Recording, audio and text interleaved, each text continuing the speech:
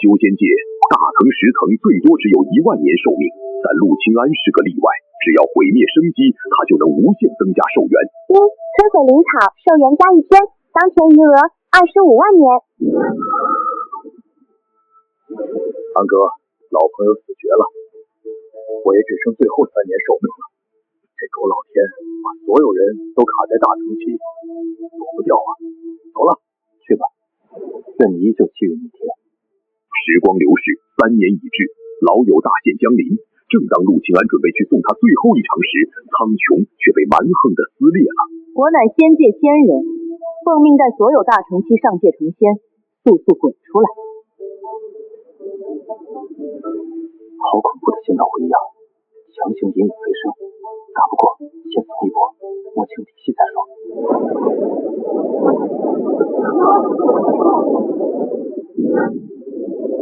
我乃皇家执事黄宏中，这是仙丹，人人一粒，服下吸收仙气，半天之内必定成仙。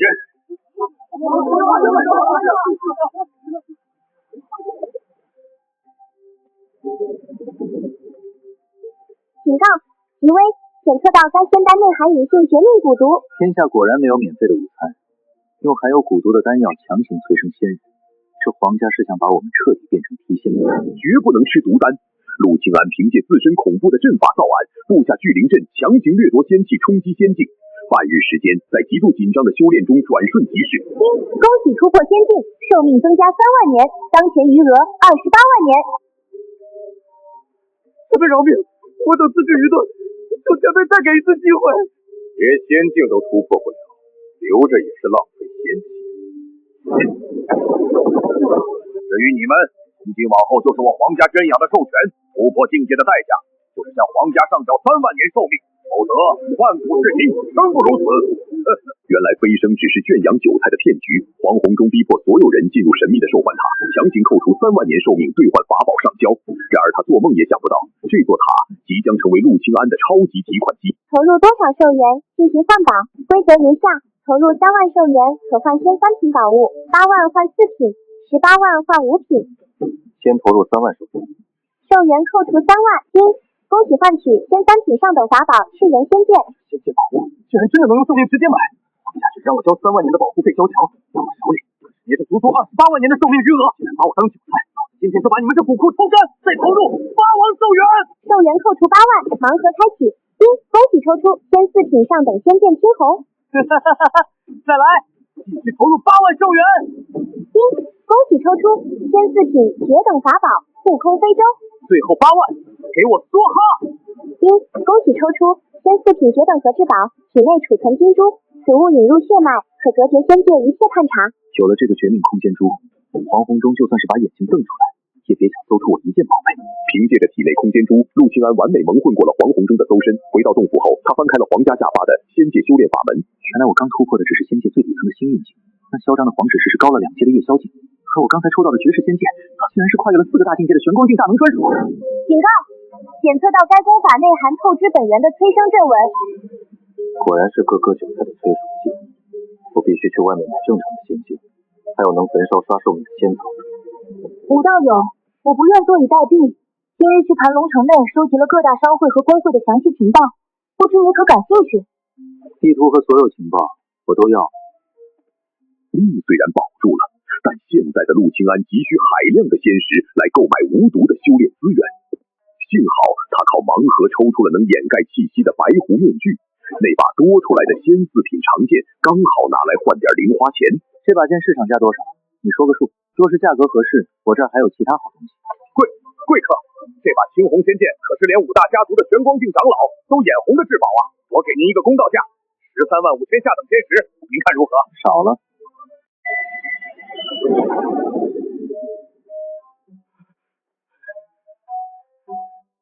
贵客，这件14万块下等仙石真不能再多了。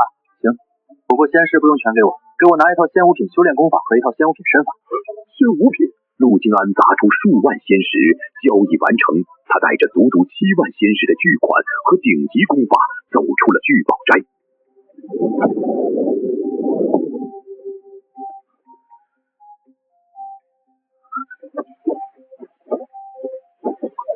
警阵法启动，反追踪阵法启动，气息屏蔽阵法启动。还不外露，带着7万仙石巨款，不多套几十个阵法龟壳，或者心里实在是不踏实。这下安全了，该去见见永福那小子。同为飞升者，陆清安的室友甄永福被分配到了林家，兄弟重逢，境遇却已是天壤之别。三哥，林家挺看重我，花了我足足50块仙石，这25块你拿着，咱们得想办法在仙界活下去。我最近也发了点小财，这些你拿着，里面还有仙5品的功法，切记藏好。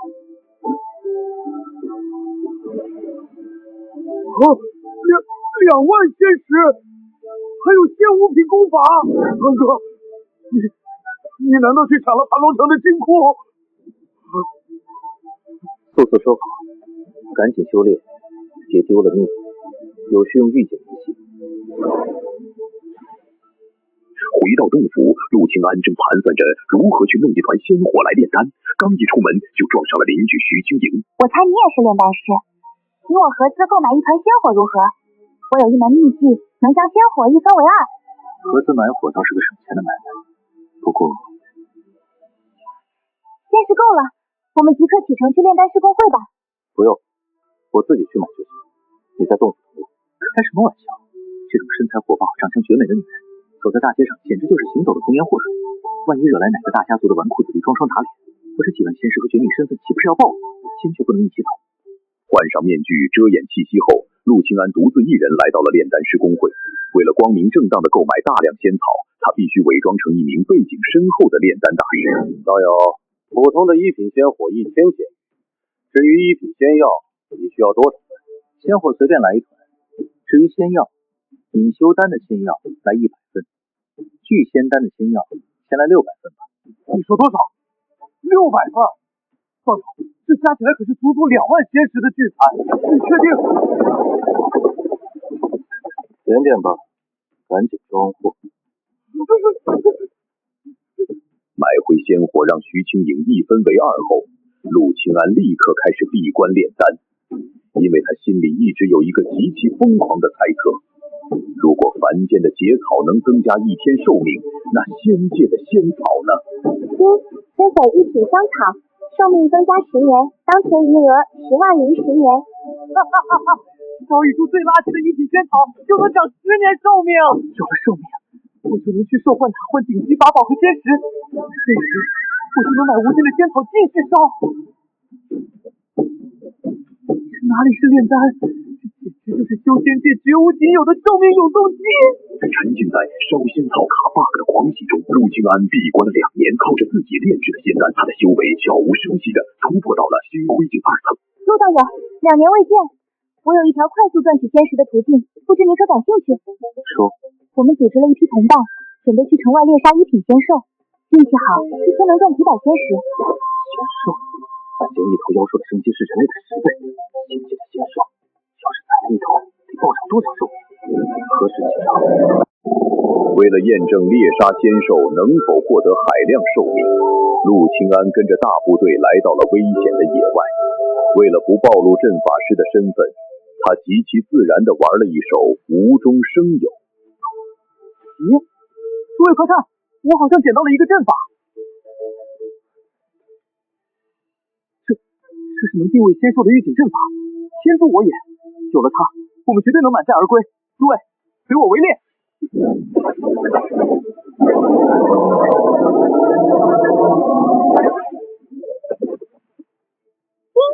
成功捕到1品高阶仙兽，寿元增加200年。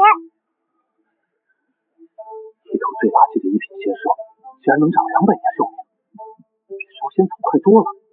这森林哪里是险境，这分明是我的寿命提款机啊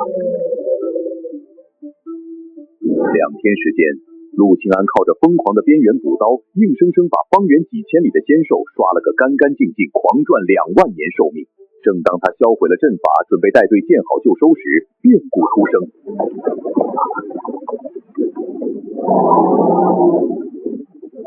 这是5品以上的仙兽，相当于玄光境强者。大家分散逃，盘龙城外集合。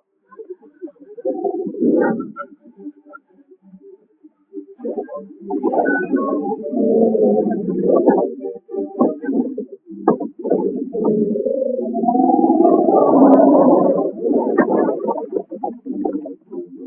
哥，他好像快死了，五品仙兽啊！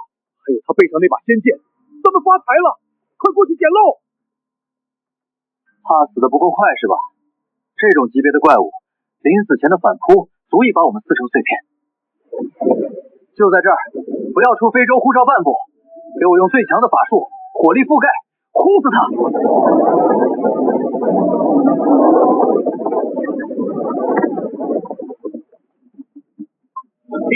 越劫击杀五品高阶仙兽，寿元暴涨10万年，当前余额32万年，彻底起飞了！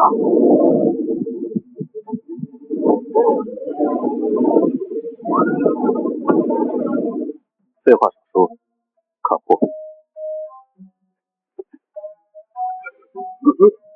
五品高阶仙兽的尸体，还有现五品上等仙剑，这等至宝，前辈您全都要卖！评估个公道价，我赶时间。前辈，这笔交易超出我的权限，我最多能调动60万下等仙石给您，这已经是我能给出的极限了。60万成交，记住，别向任何人透露我的行踪。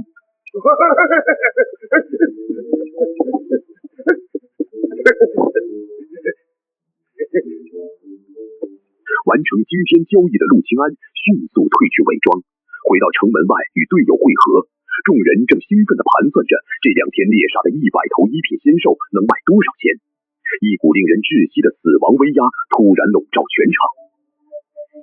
是皇家少主，那个企图封闭凡间，却让我们做兽城的罪魁祸首。刚才那头重伤的五品仙兽尸体和剑，是不是你们捡？把储物袋全交出来。少主，这群仙奴只猎杀了100多头一品仙兽，不过这2个人身上额外暗藏了私人的储物袋。我们绝对没有见过五品仙兽，少主。聒噪无益。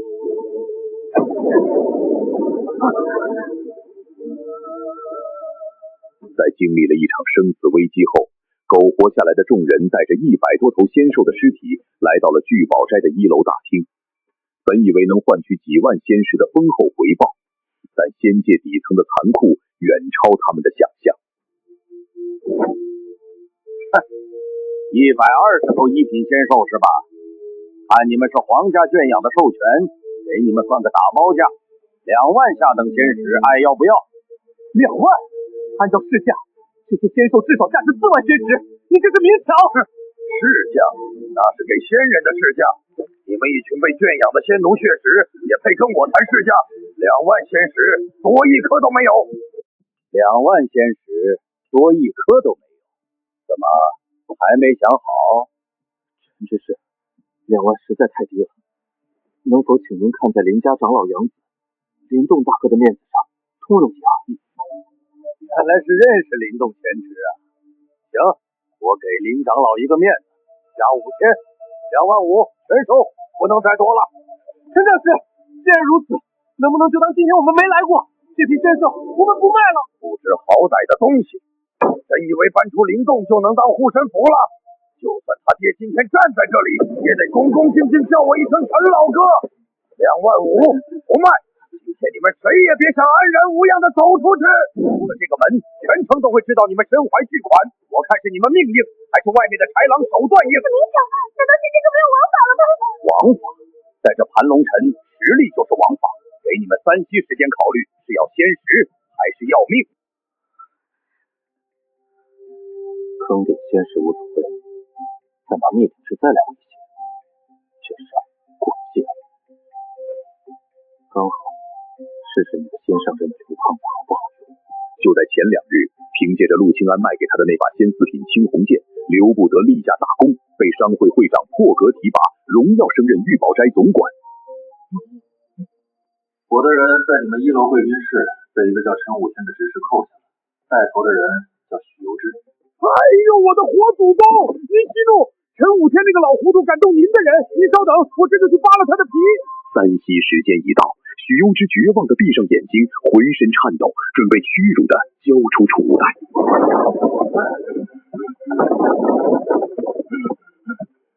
刘不得，你什么意思？懂不懂规矩？你们谁是许攸之？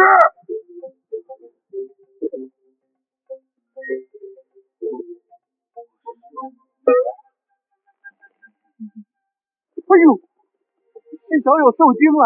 来，先说在哪儿？我给你算最高价，45000仙石。以后有货直接找我。45000？刘不得，你疯了！你敢坏我的规矩，信不信我向会长告发你？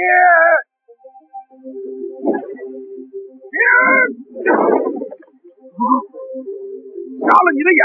老子现在就是聚宝斋总管，连我贵客的朋友你都敢敲诈，立刻给许小友道歉，不然老子今天就废了你执干的身份。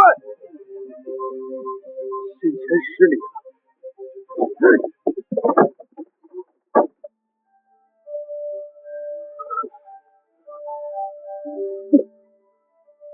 队长，林动大哥的面子也太大了吧，竟然能让聚宝斋的总管亲自跑下来替我们出头。林动大哥，刚才太感谢您了，那位刘总管不仅给了最高价，还把陈武天骂得狗血淋头。刘总管，我没叫啊，我连见他一面的资格都没有，你不会搞错了吧？那刚才到底是谁把总管叫来的？他还第一时间问我是不是许攸之。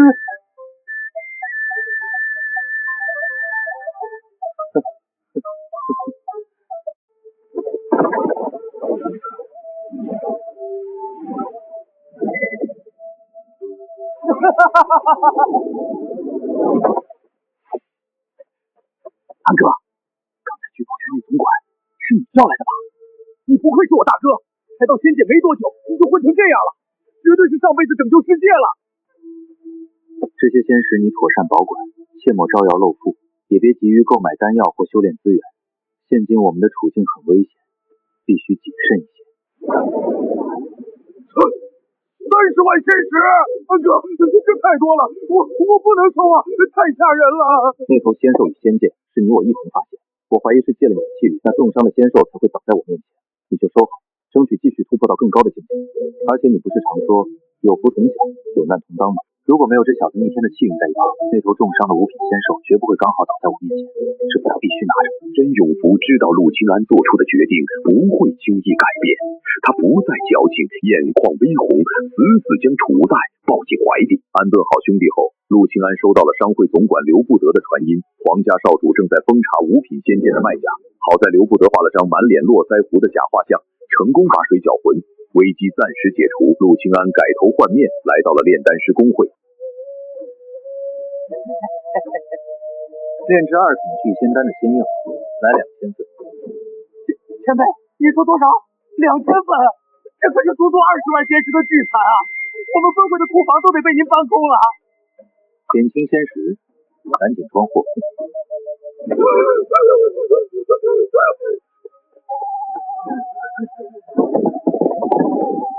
黄管事，那位前辈买了多少仙药啊？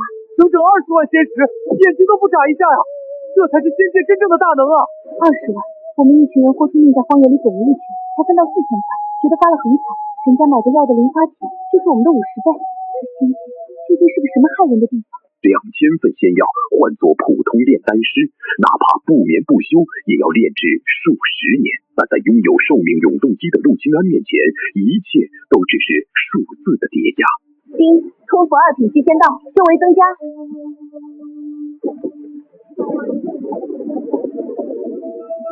耗时2年，吞了近2000炉极品仙丹，终于突破了月销境1层，寿元上限更是暴涨到了50万。所有皇家政权滚到三角广场，领取今年的还古丹。1个月后，成都府大宴突破到新会境的全部随行。我还有更重要的事情要做，不宜暴露实力。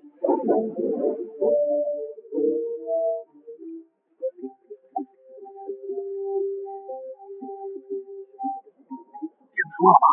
今天清晨，林家那边的血石营彻底炸锅了，出了个超级妖孽。谁啊？也是跟我们一样的授权，叫申永福。入仙界才不到5年，昨晚高层例行查验修为，他竟然已经突破到了月宵境。现在整个林家高层都疯了，要把他当核心弟子供起来。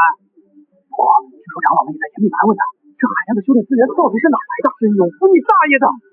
我给你30万是让你苟着保命的，你连个隐修丹都能忘吃？被林家当成妖孽彻查，要是顺藤摸瓜把我牵连出来，我的底牌全完了。申永福暴露，军检肯定在林家主事人手里，是时候给他们立个大唐的规矩。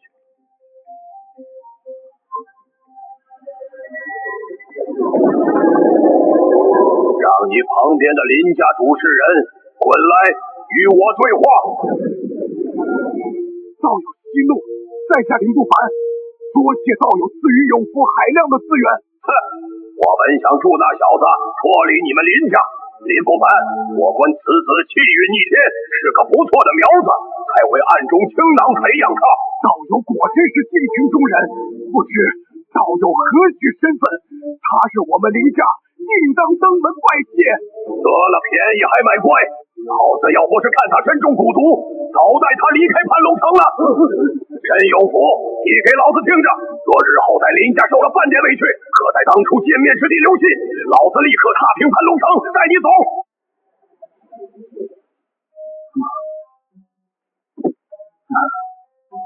简大能真累，这番敲打下去，林家绝对会把申永福当祖宗供起来，我的底牌也保住了。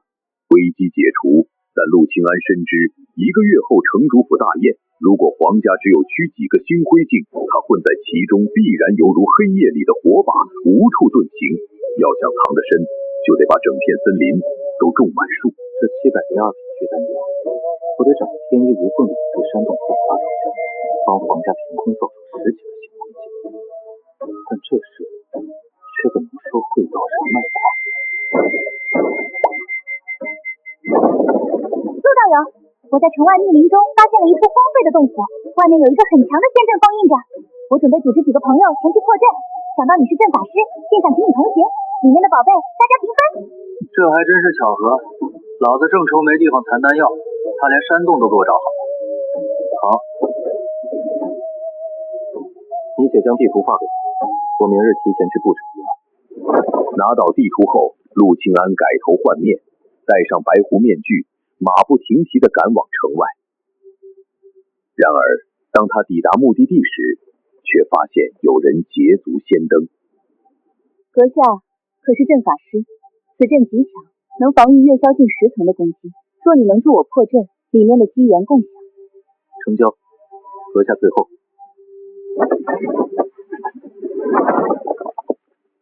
阵法已削弱10倍，阁下可全力一试。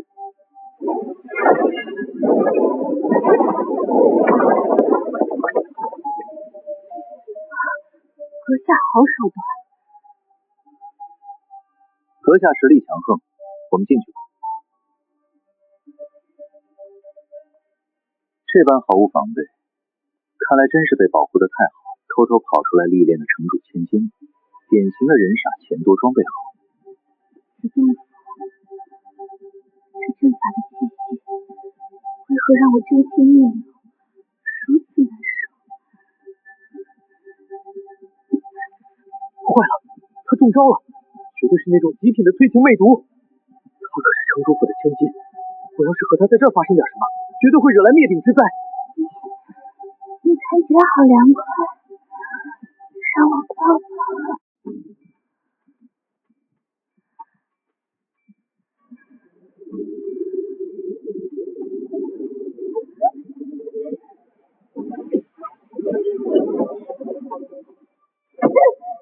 修为这装备，9成9是城主府人傻钱多的千金大小姐。这催情魅毒太霸道，万一我没忍不在这儿跟他发生点什么，绝对会惹来灭顶之灾，必须赶紧阻止他。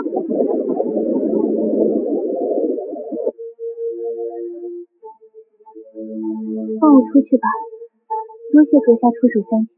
这毒极其霸道，幸亏我防备得当，否则我就吃大亏了。城主之女不简单，长得绝美又天赋绝顶，关键是有未婚夫，还是那个皇家少主狠人，可别惹上他们。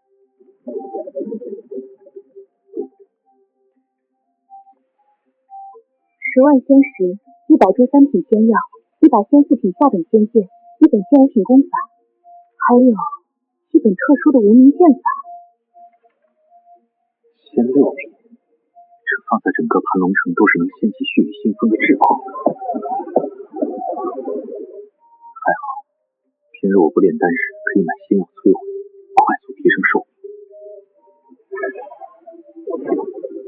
这本无名剑法归我，剩下的随你处置。在下告辞。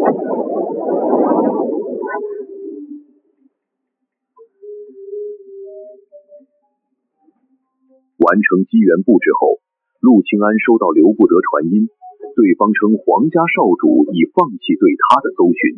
陆清安大喜，随即祭出飞舟朝城外飞去，前往南通主楼雅座出售宝物。前辈，托您的福，我如今也是总管了，这次又有何宝物出售？我想我们会长一直想见您。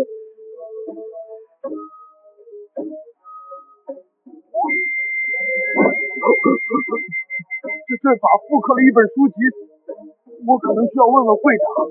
这剑法很奇怪，下限是仙4品下等剑法，上限却能到仙6品绝等剑法，这笔生意超出了我的权限。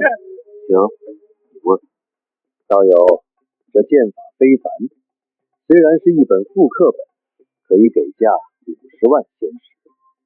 不过既然是全版，我们商会可以出70万仙石，合作愉快。我要购买一些5、6品的仙药，不知聚宝斋是否有售？暂时无货，但我可为道友牵线，让炼丹师工会会长公主和那糟老头子前来一趟。老夫刚炼丹完毕，第一时间赶来。你所称的大生意，想必确实不凡。自然是大生意，你与这位道友谈谈吧。我曾听子胜那小子提及过道友，敢问道友买丹药还是仙药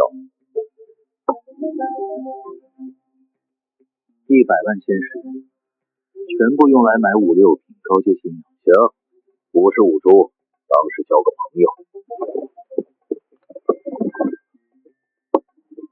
龚会长，这小辈办事机灵，我之所以一直与贵钢会合作，也是因为他当时待我态度很好。这小子确实出色，我曾考虑等他晋升4品丹师后，提拔为炼丹师工会总管。多谢会长抬爱，多谢前辈看好。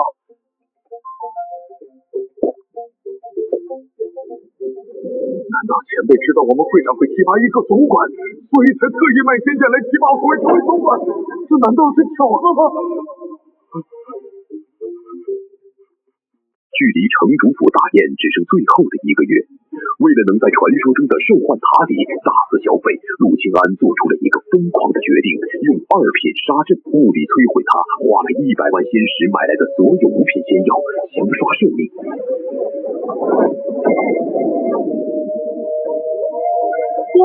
摧毁5品仙药，寿元暴涨2万年。1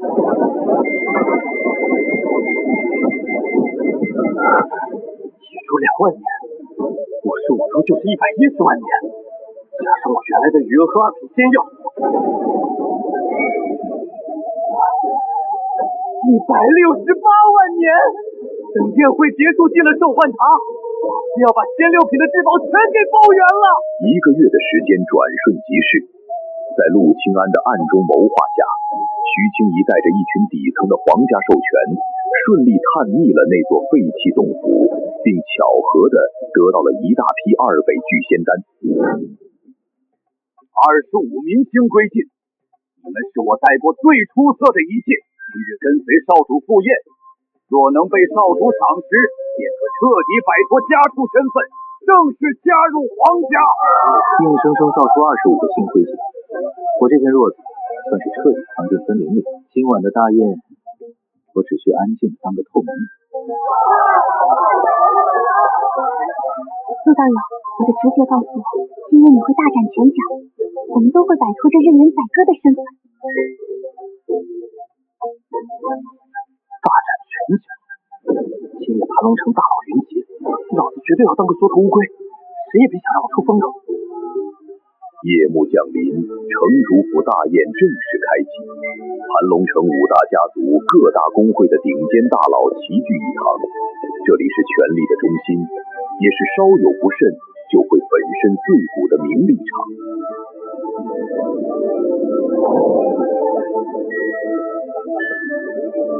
星雪，有段时日不见，你更美。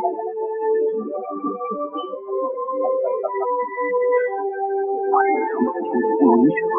真漂亮，早就许配给皇家少女当未婚妻了。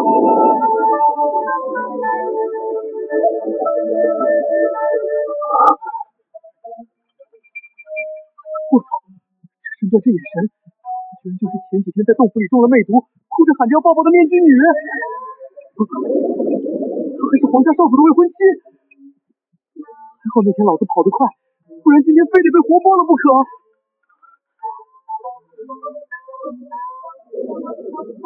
看来我那招跨服冒充大门的诈骗起效了，林家家主真把永福当成背景通天的活祖宗供起来了。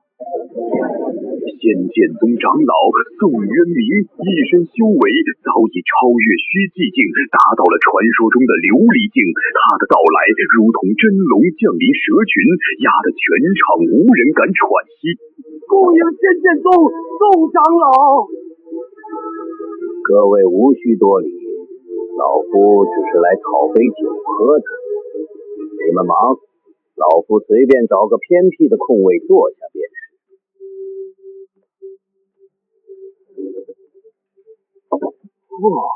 这地方清静，趁酒。别回头！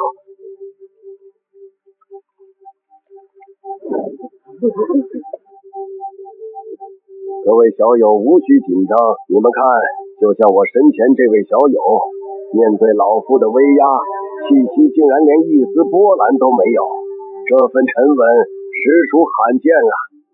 我真问你大爷，老子刚才在盘算你个超级核武器，为什么偏偏要坐这儿？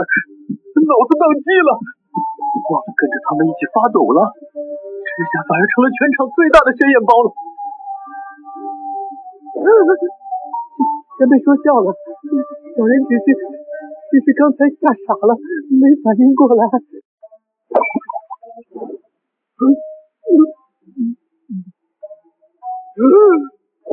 前辈，晚辈要去主持宴会了。英雪，你坐师尊旁边，好好服侍他老人家。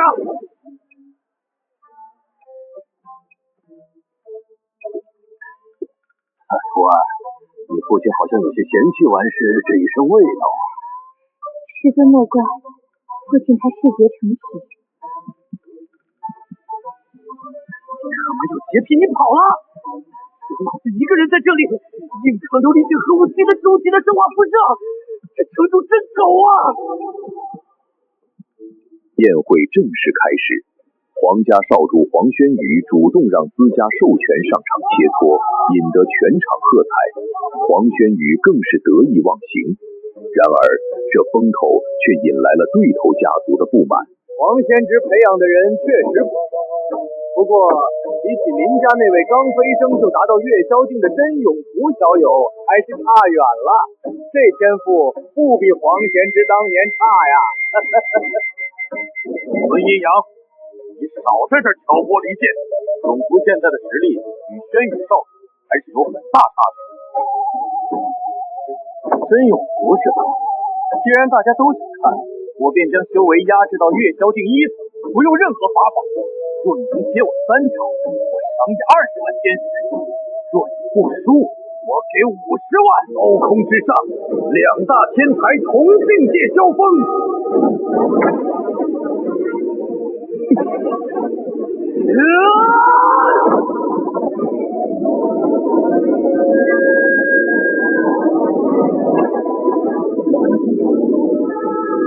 居然将我们聚宝斋卖出的仙体身法修炼到了这等炉火纯青的地步，这小子的实战悟性确实是个绝世天才。小子，最后一招，死吧！这是仙仙6品上等仙术。被困其中，不仅会被魔音贯耳，更会迷失方向。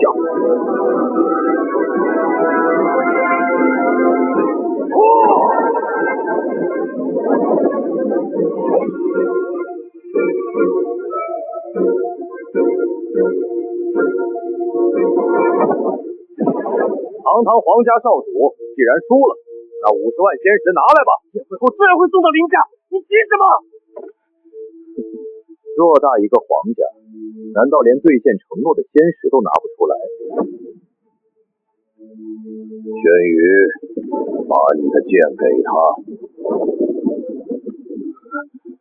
这把仙5品上等仙剑，正好价值50万仙石，给你了。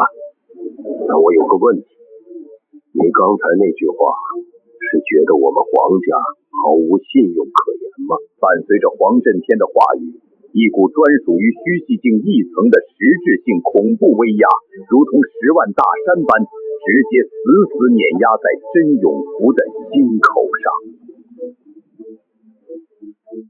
王老哥，你不只是口是心快，你是误会，我要与他计较。有你说话的份儿，还是你也认为我们皇家毫无信用可言？连堂堂林家家族都被彻底震慑。幸好前几日在茶楼，我和聚宝斋互换了这批贵宾传音玉器。何会长，帮场中的小子解个围。事后，我亲自去你那挑2件仙5品绝等宝物，绝不还价。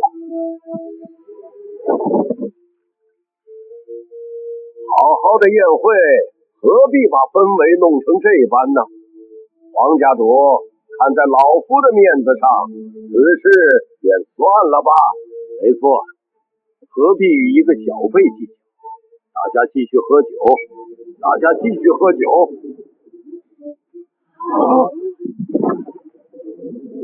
这2大公会会长背景直通外界总会，绝不能轻易得罪。既然2位会长都开口了，那这事儿便就此结果。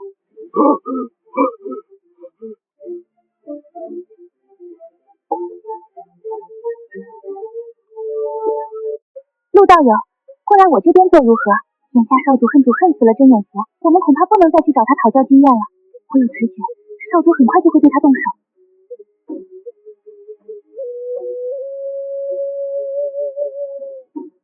奇怪，这个皇家授权的体系，怎么和那日在废弃洞府里救我的面具大能如此相似？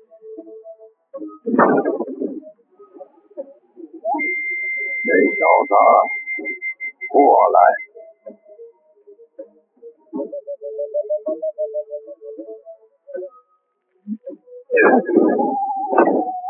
晚辈甄永福见过前辈。小子，你先前那种战斗状态叫什么？我也不清楚，但我有朋友帮我取了个名字，叫心如止水。心如止水，你这朋友有些文采。你天赋极强，加之气运不错，能逢凶化吉，你可愿拜我为师？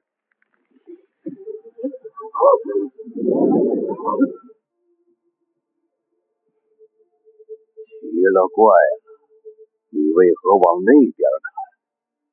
原来是有喜欢之人放不下。前辈，加入您门下可以，但我想为他争取自由之身，还有他身上的蛊毒。你倒是情深意重，行，为师助你。黄家主，可有解毒丹？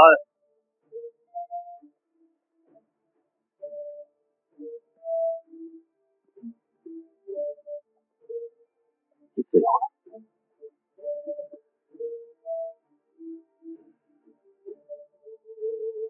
黄轩宇，我不喜欢你，各自性格也不合适，所以我们的婚约解除吧。需要什么补偿，你尽管提。你在说什么？城主，此事他日闭门再谈。走。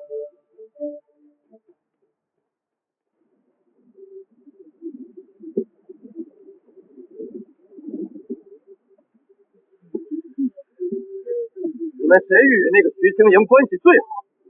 都不说是吧？那我便把你们全杀了。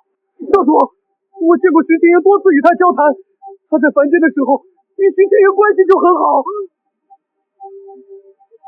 我最看不惯出卖别人之人。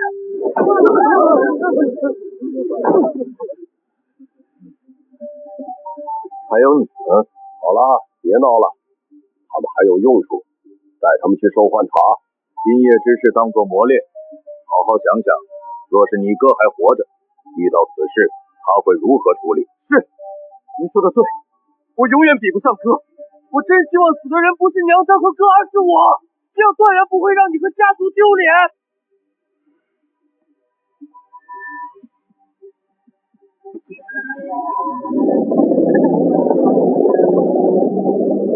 经历生死危机，陆清安踏入兽幻塔，准备开始梭哈。18万换仙5品中等，50万换仙6品中等，100万换仙6品绝等，简直完美。开始。丁，扣除18万寿元，获得仙5品中等法宝玲珑塔，扣偿50万寿元，获得仙6品中等符具寒冰镜，可完美抵御虚寂境强者全力一击并反弹寒冰。有了他，城主和皇家家族想杀我，他们自己也得死一个。最后100万寿元，给我梭哈！丁，恭喜获得仙6品绝等护空飞舟，拥有抵御虚寂境巅峰强者攻击的无敌防御。仙6品绝等，有了他，盘龙城再也无人能杀我。从今天起，老子可以横着走了。本以为能安然脱身的陆清安，却低估了人心的贪婪。我再给你最后一次机会，把你身上藏的宝物全拿出来。敬酒不吃吃罚酒。本想悄悄离开，是你自己找死。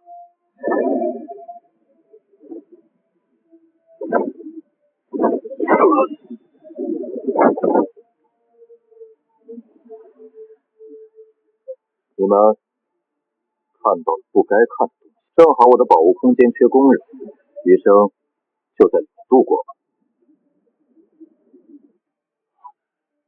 仙6品绝等飞舟，你到底是谁？你现在不该质疑我的存在，而是求我放过你。别杀我！我知道皇家很多秘密，其实我在皇家潜伏多年，是为了报仇。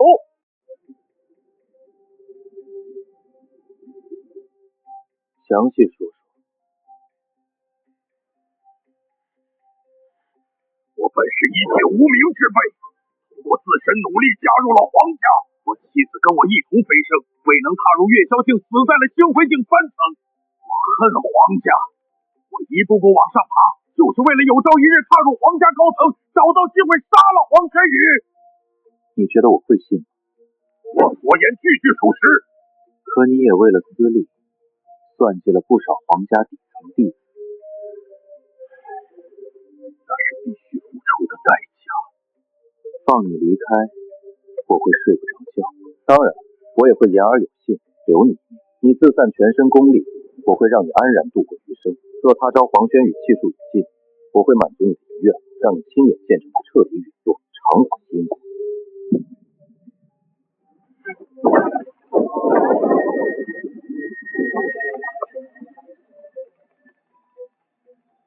希望有朝一日，我能看到他死。皇家的羁绊彻底斩断，陆清安再也无法借用他们的资格进入兽幻塔，而那座塔偏偏掌握在城主手中。城主之女现在是永父的师姐，倒是可以从这一点来谋划，让他父亲直接给我放行。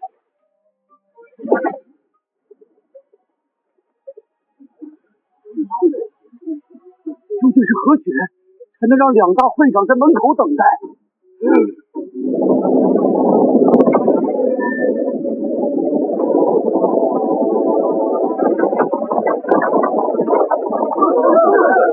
6品绝等飞舟，这等至宝，身证明境强者需耗尽寿元多次兑换方有可能获得，这绝不是盘龙城之人。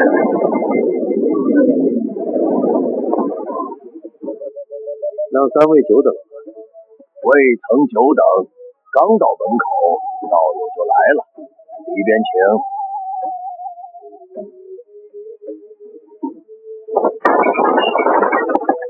道友看看这些宝物，价值多少？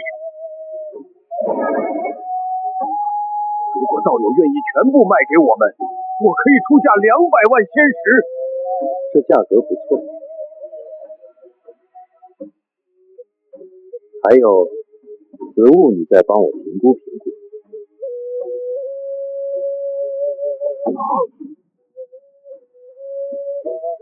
这是仙五品中等法宝，道友，你确定要卖此宝？你出个价吧，我短时间内缺乏仙石，道友就随意给我一个价位，我满意便可。要不如此，我先给道友垫付500万仙石，送去总会拍卖多出的仙石，下次道友前来，我再给你，如何？好。不得，去给道友准备700万仙石。不急，这500万仙石全部用来购买不同种类的仙药，你们公会最高级的我全要。这里有10株6品、60株5品仙药，另外这团仙6品仙火赠与道友便是，能快速炼化仙药。那行，多谢道友。提前向你们总部调来足够的高阶仙药，我很快还会再来。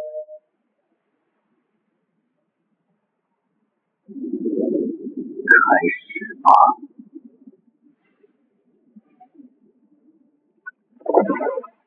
丁，寿元增加20万年。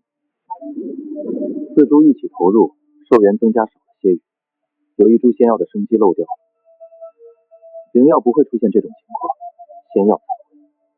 看来不能多省时间了。寿元增加20万年，寿元增加100万年，寿元增加300万年，500万年。再去一趟兽幻塔，这盘龙城我横着走。好，该去找城主谈判了。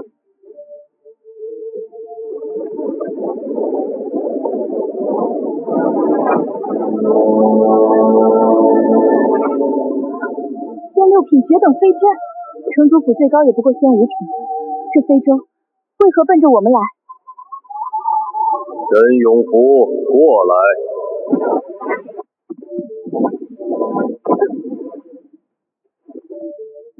先对暗号，你在此地不要走动。你是要给我买几个橘子？很好，你没事就好。他怎么跟来？他说黄轩与小七怕我遇害，才跟着我。安哥，你有什么谋划？我需要与城主谈判，取得随意进出兽幻秘境的权限。既然你要在城主府里面住半年，我打算一步一步谋划。等会儿你出去，偷偷介绍我，就说我是背后培养你的假前辈，修为至少是玄光境。那人是谁？你要等的人？没错，师姐，那位正是在我被发现天赋前暗中培养我的假前辈。师姐为何有错觉，觉得他是月宵境？我见过他出手，至少是玄光境，大概率是虚寂境，甚至有可能比师尊还强。虚寂境，甚至和师尊一样是琉璃境。是啊，能拥有这等绝世宝物的人，怎会只有月宵境实力？当日在废弃洞府，他只是捣鼓了一下阵法，根本没认真出过手。原来他一直在隐藏实力。慕容姑娘，又见面了。见过前辈，再次感谢前辈上次恩情。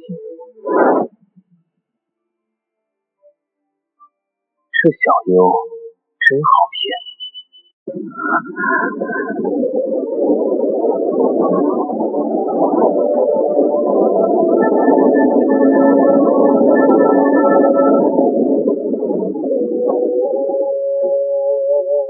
慕容姑娘言重了，只不过是举手之劳，何足挂齿。前辈，贫血还需多谢您对我师弟的栽培。此子天赋异禀，我不过是不忍见明珠蒙尘罢了。如今他拜入你师尊门下，算是有了归宿，我也心安了。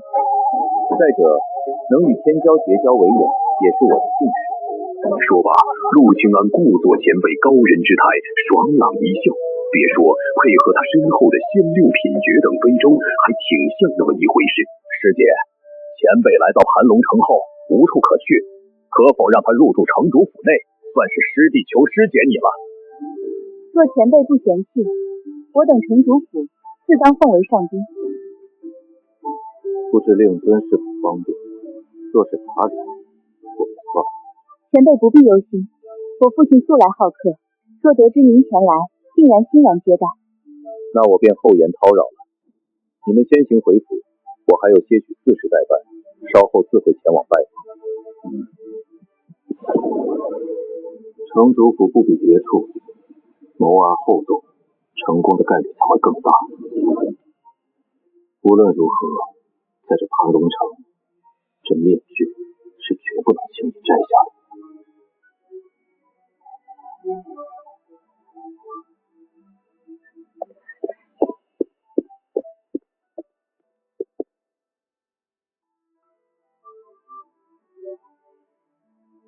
你回来的正好，我来商议一下你的婚事。父亲，我已经说过了，我不想嫁人。这是你爷爷定下的婚约，岂能随意解除？赶紧为昨夜的行为向两位道歉。既然如此，那我们也没什么好谈的了。永福，把你师姐拦住。师姐，父亲，培养师弟的那位假前辈，想和师弟多聚聚，暂住我们城主府几日，你看如何？刚才见过那位，刚才见了一下假前辈。既如此，稍后我自会妥善安排。慕容清明心中暗喜，能提前发现甄永福这等天骄的人，定有过人之处。若此人没有问题，绝对值得城主府拉拢结交。慕容老弟，那婚约之事该如何定夺？自然是听父母的，小女只是年纪还小，有些许叛逆罢了。好，那我便没你这个父亲了。慕容叔父，既然赢雪心意已决，那这婚约就此作罢了。哦，你可考虑清楚。我定会让赢雪心甘情愿嫁我，而非因婚约而屈从。我已决定加入仙界宗，且令人去了一趟仙界宗，有一长老似乎相中了我。哈哈哈哈！侄儿好气魄，在日后侄儿在仙界宗立足，还望多照办赢雪一二。这是慕容清明最想看到的结果。这婚约若是由城主府强行解除，定然惹怒皇家。如今黄轩宇主动放弃，皇家就算有怨恨，也不敢在明面上有所动作。安哥，开始行动吧。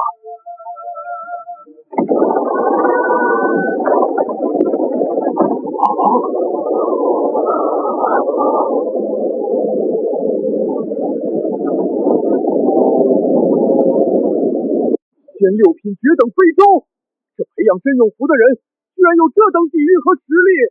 该死，这来历不明之人，若是和慕容清明为盟，我们必定再次被压上一头。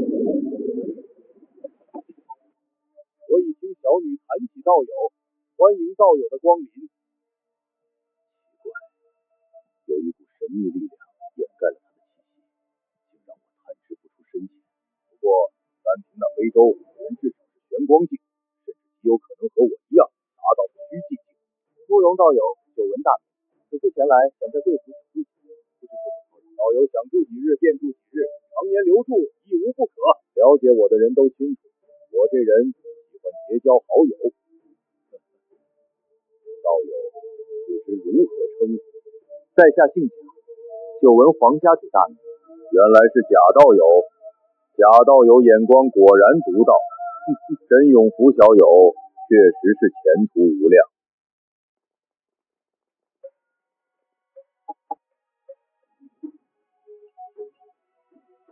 贾道友近来应是初至盘楼城，不知从何处而来。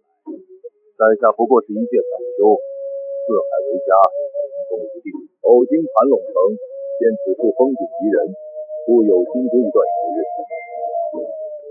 我观道友拥有非洲，实力应该有虚际性吧？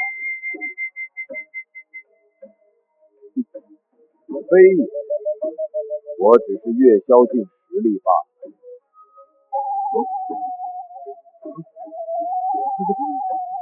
至于那非洲，不瞒两位，那是我请的。道友真会说笑，怎不见我等有如此好运，能请到这里之来？我的气运向来不错。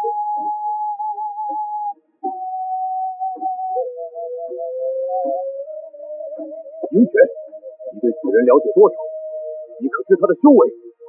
第一次见他，是在城外探索废弃洞府时，他展现的实力确为月宵境。不过，刚才师弟跟我说，他见过这位前辈用心修为，绝对玄光境之上，有可能是虚寂境。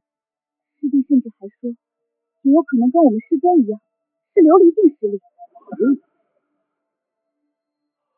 看来有意隐瞒实力，月宵境只是幌子罢了。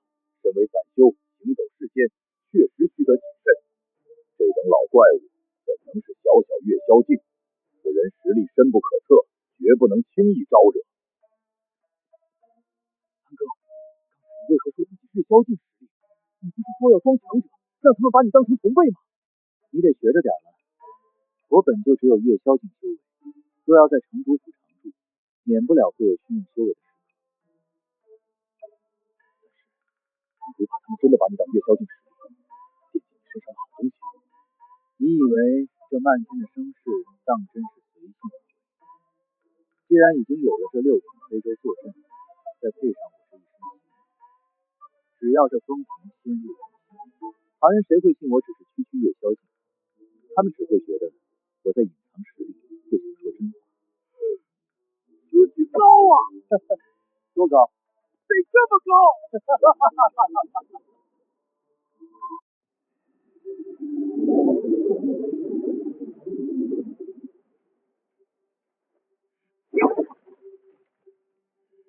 经历了一夜的屈辱，黄玄宇褪去了往日的狂妄。此时的他终于长出了一颗属于枭雄的毒牙。父亲，再纠缠下去，只会令他更加厌恶。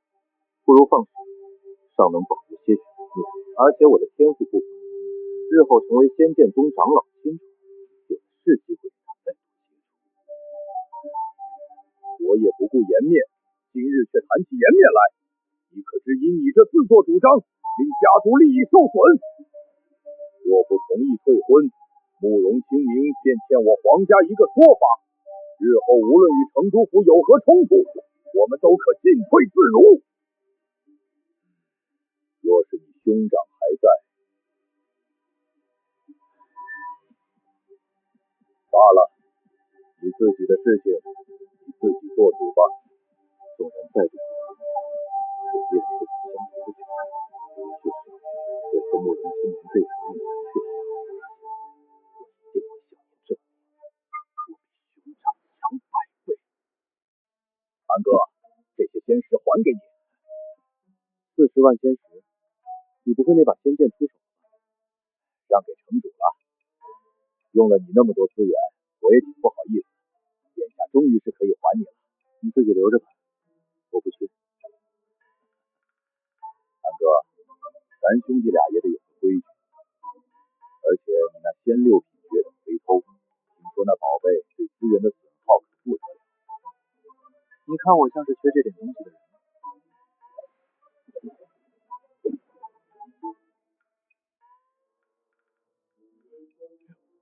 ？200万仙石，昨夜我高花了500万仙石，这区区40万，你自己留着，不够用跟哥说。500万仙石什么概念？足以把真永福活埋几万遍。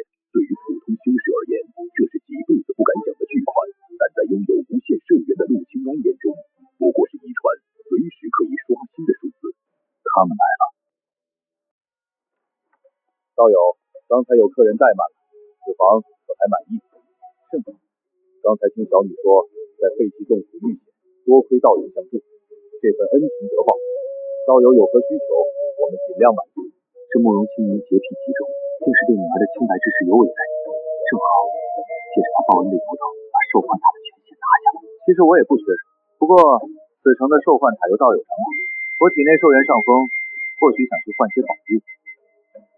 慕容清明不愧是一城之主，表面是报恩，实则步步为营。他在瞬间便盘算好如何用一个虚名将这位绝世大能绑定在城主府的战车上。道友实不相瞒，在外人眼里，这受幻塔确实由城主府控制，但实则牵涉盘龙城5大家族。多年前我们就协商过，绝不给其他势力开放权限。当然，若是道友假装加入我们城主府，成为客卿，有个名头，便能随意进出受幻秘境，我们也保证不会限制道友任何行为。这小子有点东西，想借机招揽我，顶了城主府的名头去震慑5大家族。他把权力制衡玩得明明白白，但我可不想卷入这场因果里。那可惜了，只能不去了。我还有个法子，我让手下带着一群小辈前去，道友混迹其中。前提是道友需要摘下此面具，毕竟黄震天见过这面具，若被他借机说事，我也比较难做。脱掉面具，我的修为便会显现，此事行不通。我理解道友的顾虑，那吞服隐修丹换一块普通面具，我这里有5品下等的隐修丹，其上限刚好能隐藏虚寂境的实力。这老小子言辞缜密，滴水不漏，这会儿又来探查我的来路。既然如此，那便如了你的愿。5品下等啊，那算了，差了点。这句话宛如重锤砸在慕容清明心口，他死死盯着陆清安的面具，内心掀起惊涛骇浪。连虚极境的丹药都嫌差，难道真是琉璃境老怪物？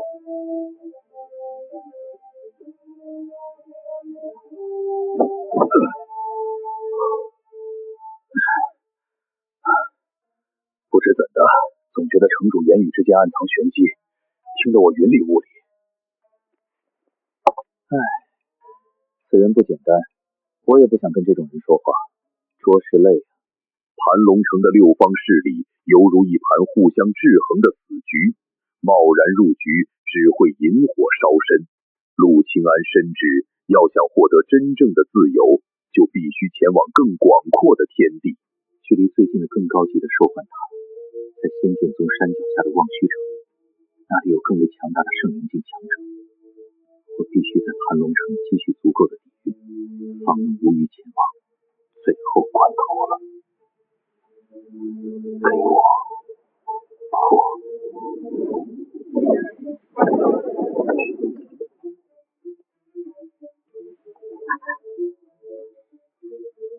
见过前辈。有事？我找真道友，盘龙城出了大事，一群突破至新规境的兽权突然失踪。与我交情尚好的陆清安道友，此刻正被皇家通缉。我想找真道友商议，看能否帮潜藏在城内的兽权们。好的。命运的齿轮在这一刻发生了诡异的搅合。许清银这个拥有逆天直觉的女人，竟在这戒备森严的城主府中意外捕捉到了一丝熟悉的因果。等等，前辈，您可认识陆清安？这小妞的直觉竟然恐怖到这种地步。此时此刻我身在城主府，身份一旦暴露，后果不堪设想。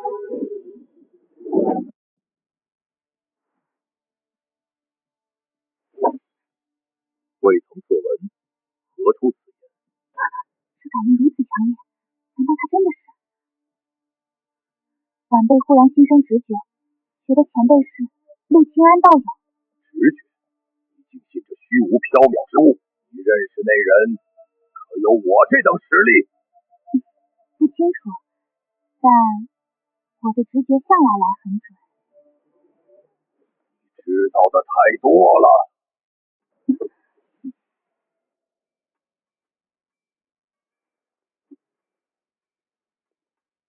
看来得先处理他了，或者彻底控制他，让他成为不可能背叛的棋子。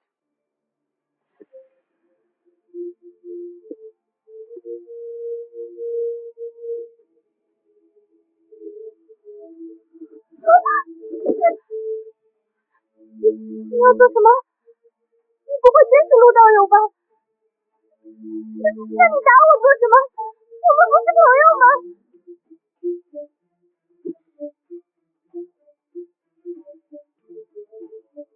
你的直觉确实对。你果然没事。自然，你们一群兽全都失踪了，那他们都没事吧？除了2人被黄轩宇杀了，其余人都活着。不过，你今日怕是要不好了。因我识破了你的身份。徐清明自然不傻，他曾见过陆清安这副打扮出现在炼丹师公会，而通过黄子胜描述，这位可是身具以100万为血数仙石的神豪。他明明是来自同一个凡间的兽犬，为何能如此富有？根本想象不到缘由。你倒是有自知之明，你已经威胁到我，所以我打算杀了你。如此，你知道的秘密便无人知晓。没必要吧？我发誓，我绝不跟他人提起此事。若是我说漏一个字，我便修炼走火入魔，天打雷劈，沦为万人玩物。而且，我一定会比真永福做的要好。在有人的地方，我绝对把你当做陌生人，一眼都不看你那种。你知道我与他的关系了？此刻已经明了，你应该就是培养他的那个隐藏前辈吧？那晚上，我应该是替你背了锅，他要看的人是你。2大会长替真永福说话，应该也是你的授意。这小妞怎么什么都知道？发誓对我来说无用。你若不想死，给我一个不杀你的理由。我可以与你交换秘密，如何？你可以尝试，最后我是否接受，由我自己决定。好，我有2个秘密要说。其一，我喜欢你。说第二个。这秘密很重要。我喜欢你，定会维护你，也必定会坚定的守护你。我隐隐觉得那是喜欢，却不知是自己喜欢，还是好评喜欢。我之所以相信真永福，是因为我与他从小一起长大，而你只不过与我认识几年。你觉得我会因为你一句喜欢就完全信任你？好吧，我第2个秘密是，我拥有一件特殊的宝物，此宝一旦被外界得知，我必有杀身之祸。展示给我看。就在陆清安以为徐清莹是要借美人计脱困之时，徐清莹却忽然停了下来。这便是我最重要的秘密。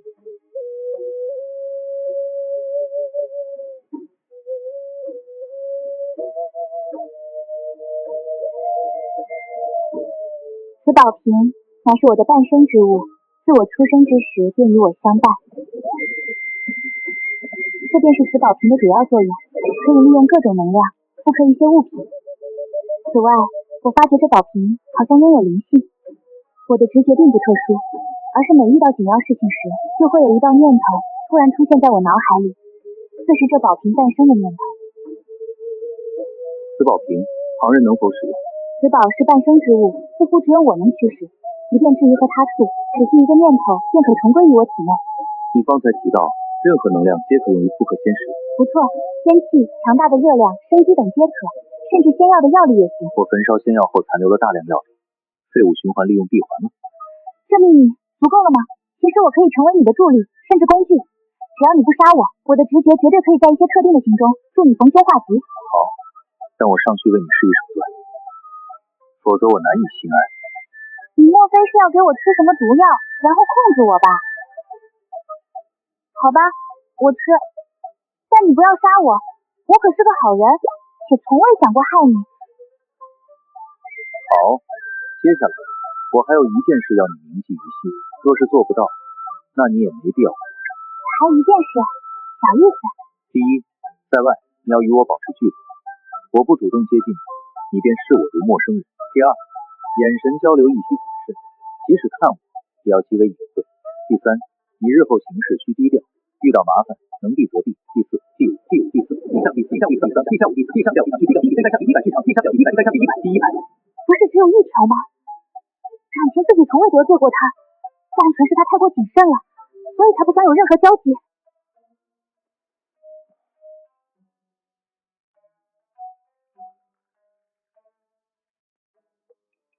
你都记下了，你复述一遍。哒哒哒哒哒哒哒哒哒哒哒哒哒哒哒哒哒，先接就哒哒哒哒哒哒哒哒哒哒。难怪他总能搜集到如此细致的信息，原来记忆力如此过人。行，往后你我便是合作关系，只要你尽心，我自会助你提升实力，在仙界立足。此储物戒中藏有大量仙药药力，你可利用其复刻更多仙石。这是焚烧了多少仙药，方才能储存如此多药力？价值500余万仙石的仙药。500万。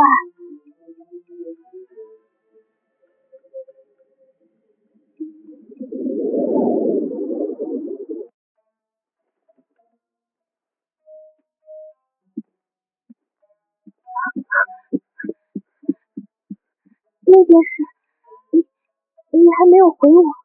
徐清莹隐隐表露了心意。陆清安深知，若要他彻底不背叛，单靠蛊毒或许不够。若能善加利用这份心意，或许能更好地控制这块预警雷达。我对你尚且只有好感，未及喜欢境界，但若你日后表现得当，或许能对你有更好的感觉。好的。陆清安瞥了眼笑容灿烂的徐清怡，心中暗叹，这小妞莫不是个恋爱脑？也好，恋爱脑好控制。整理好衣裳。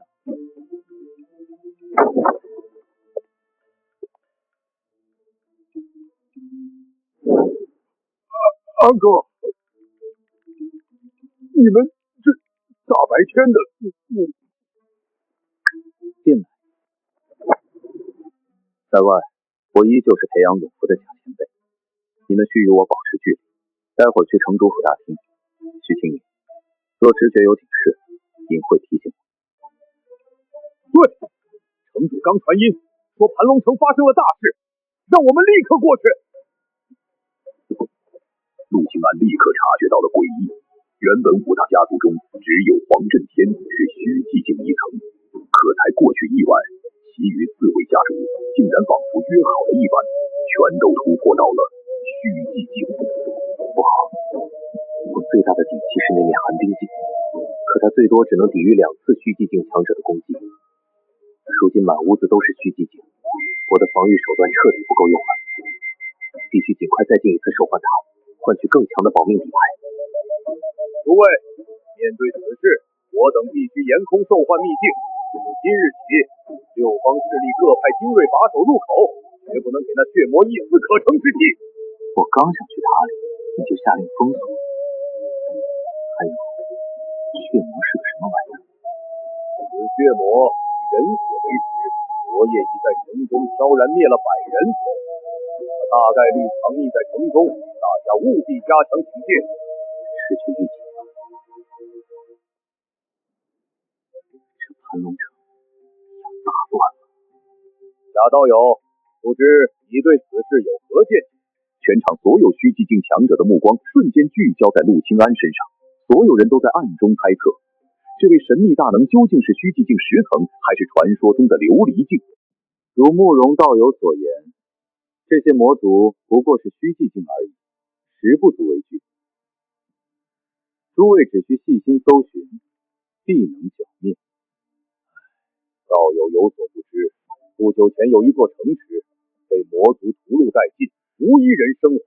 天剑宗的援兵最快也要2日才能到。贾道友，可否告知真实修为？若此次魔族中存在琉璃境强者，盘完成危矣。我真的只是月宵境修为。好吧，很显然，在这群老狐狸眼里，陆清安极其认真的真话，不过是绝世高手引入尘烟，不想多管闲事的低调之词。这次直觉有多强烈？极强，情远非城主所言那般简单。躲在城中的魔族绝对不只是虚寂境。你可打探到血魔的底细？我已向慕容凝雪问过，血魔乃魔族贵族，他们潜伏人族，靠吞噬人血来暴增寿元，继而进入兽幻塔换取绝世宝物。只有血魔屠城100万，寿元暴增了100万年。陆清安听完，心中掀起波澜。这血魔的能力，怎么听起来跟他的系统如此相似？只是相比之下，血魔杀人财长寿元，属实有些凄泪低笑。你做得很好，情报收集得很及时，以后继续保持。这盘龙城不能久留了，直觉预警短期内还没事，我们按半个月准备。我必须想办法混进城主府把守兽幻塔的精锐中，找机会再进去一次。换够底牌，我们就乘坐仙6品非洲，立刻逃离盘龙城。贾道友，这位是城内阵法师公会会长5品仙级阵法师黎明道友。久闻贾道友盛名。贾道友，不知你在阵法一道上可有造诣？我与黎道友正研究2个特殊的阵法，想借此找出城中魔族踪迹。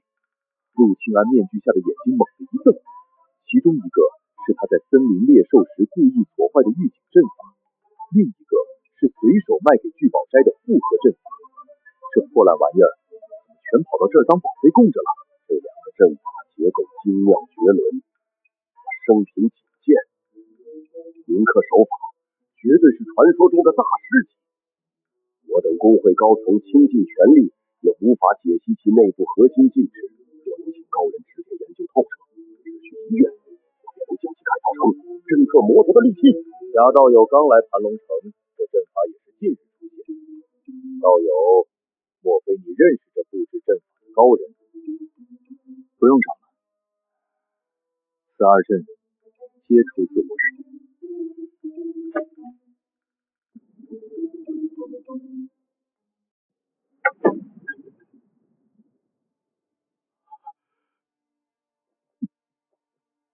道友，敢问道友师承何人？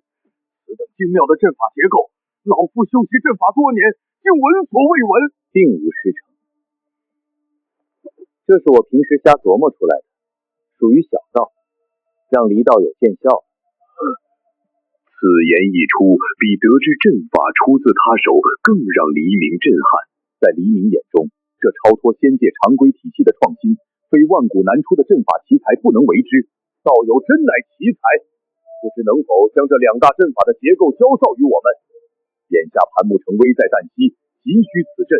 这2大阵法是我毕生研究所得，价值连城，不可轻传。身为阵法师，我自当清楚这些阵法的价值。道友，你开个条件吧，哪怕倾家荡产，我也要参透这其中的玄奥。我不过一介散修，最缺修炼资源，只要你们能在1日内凑齐价值500万仙石的高阶仙药，我便将核心结构双手奉上。事关全城安危，我这便去与5大家族商议筹集。慢着，我还有一个条件，2位务必为我隐瞒身份，对外就说是黎道友临危突破，苦思所创。道友，这等扬名立万的机会，为何推辞？我不喜出风头，陆清人心如明镜，魔族隐藏极深，极有可能与城内大势力勾结。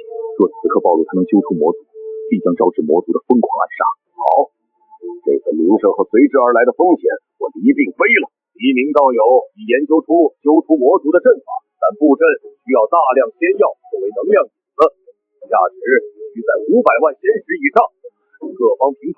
不愧是5品阵法师，黎道友当真是救盘龙城于水火呀！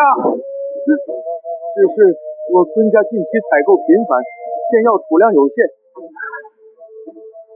怕是拿不出那么多份额，能否容我几日？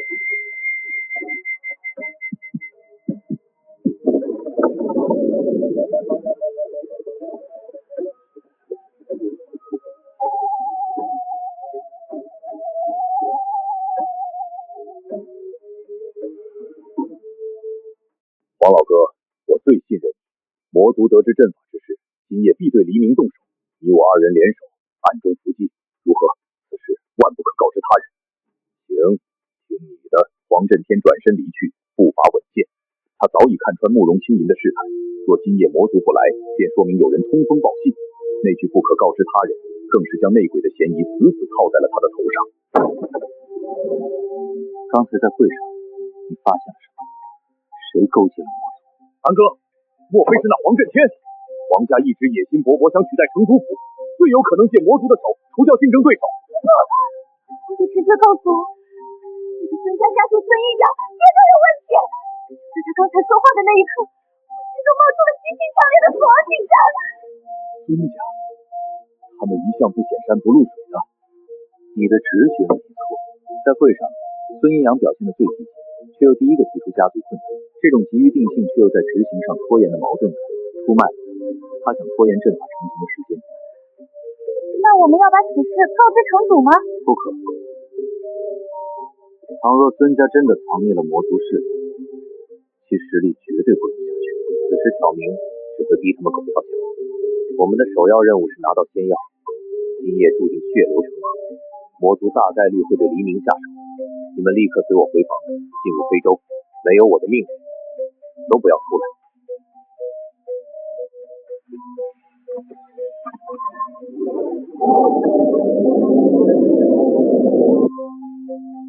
进去。仙六品绝等非洲可完美抵御虚寂境10层的猛烈攻击，加上它恐怖的速度，只要躲在里面，随时可以撕裂虚空。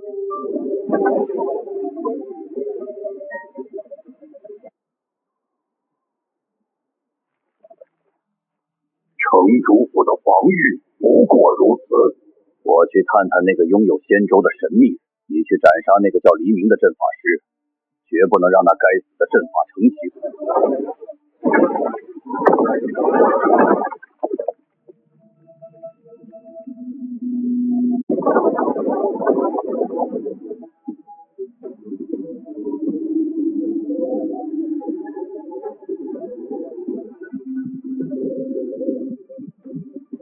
人族蝼蚁，有胆出来一战，只会躲在这铁壳子里，就是你所谓的强者之道吗？小小影魔也敢来探我的底，激怒我，你的火候还差了些。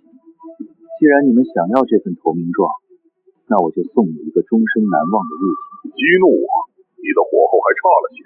若我不出去，你又能奈我何？我若出手，你引以为傲的逃生秘术也救不了你的命。替我给你主子传句话，5日内魔族不滚出盘龙城，我便让你们有来无回。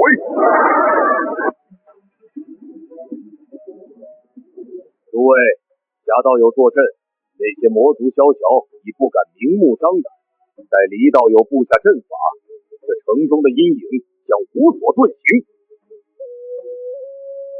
如无意外，20日内阵法必成。陆清安已经察觉到了不对，原本只有黄振中是虚寂境，如今4大家族集体突破，这绝非偶然。尤其是那个龙家家主龙傲天，他的眼神中似乎藏着一种扭曲的死日。20日太久了，给我死！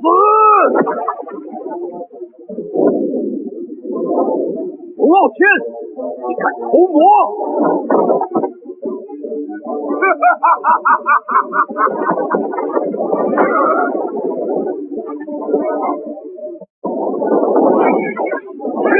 二哥小心安心！全家家族果然也烂透了。仙6品至宝寒冰镜能反弹虚寂境10层以下的必杀一击，还剩最后一次防御机会，兽幻塔，我必须立刻出发。道友，好男竟然也被魔族控制了，若非道友实力通天，我等怕是都要遭了毒手。未曾动手，便让一位虚寂境家主形神俱灭，这种闻所未闻的手法，彻底坐实了陆清安在众人心中琉璃境大能的身份。在场之人皆有被幻魔控制的嫌疑，绝不能放走任何一个，必须逐一盘查。如果让慕容清明来查，我身上这些秘密保不齐会落下。最好的办法就是我来查所有人。黄道友所言极是，诸位一字排开。这魔族手段诡异，这主查人我亲自来做。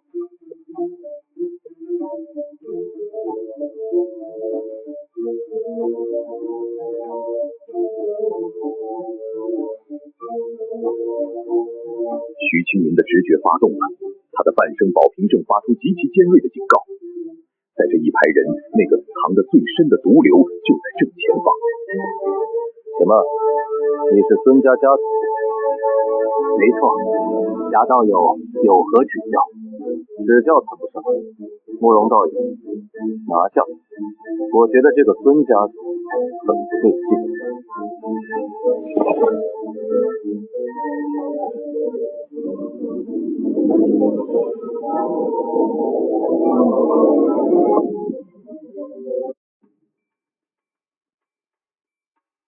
贾道友，孙某自问对盘龙山忠心耿耿，此前还第一个响应筹集仙药，您仅凭一句话便要定我的罪。孙家主，道友既然指认你，必然有他的道理，莫要妄动，否则老夫掌下不留情。若你清白，我自会还你公道。现在束手就擒。好，我不反抗，只求诸位莫要被小人谗言所误。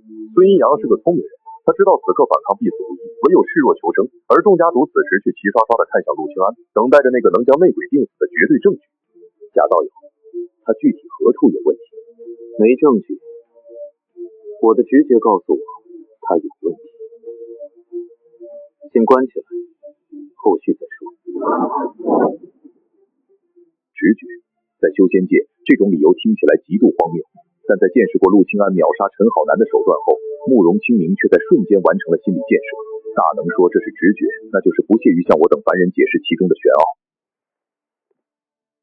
黎明死了，这意味着我抛出的那个搜魔大阵没人能收尾了。但这其实是件好事，既然没人懂，那这个阵法以后怎么解释，全由我说了算。道友，黎明道友已去，此阵的结构由您提供，还望道友能代为布设，代价方面，城主府绝不吝啬。可以，不过我需先行前往兽幻塔一趟。陆清安并不缺那点布阵的时间，他缺的是安全感。陈好南那一击虽然被反弹，但也消耗了寒冰镜珍贵的使用次数。在摸清魔族底细前，他必须去塔里补充更多的保命资粮。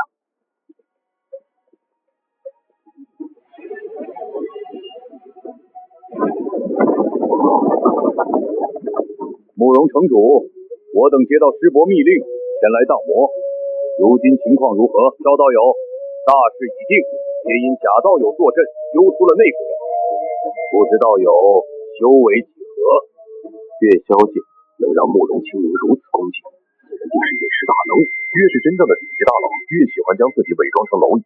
招得住身为仙剑宗天骄，最看不起的就是那些卖弄灵压的庸才。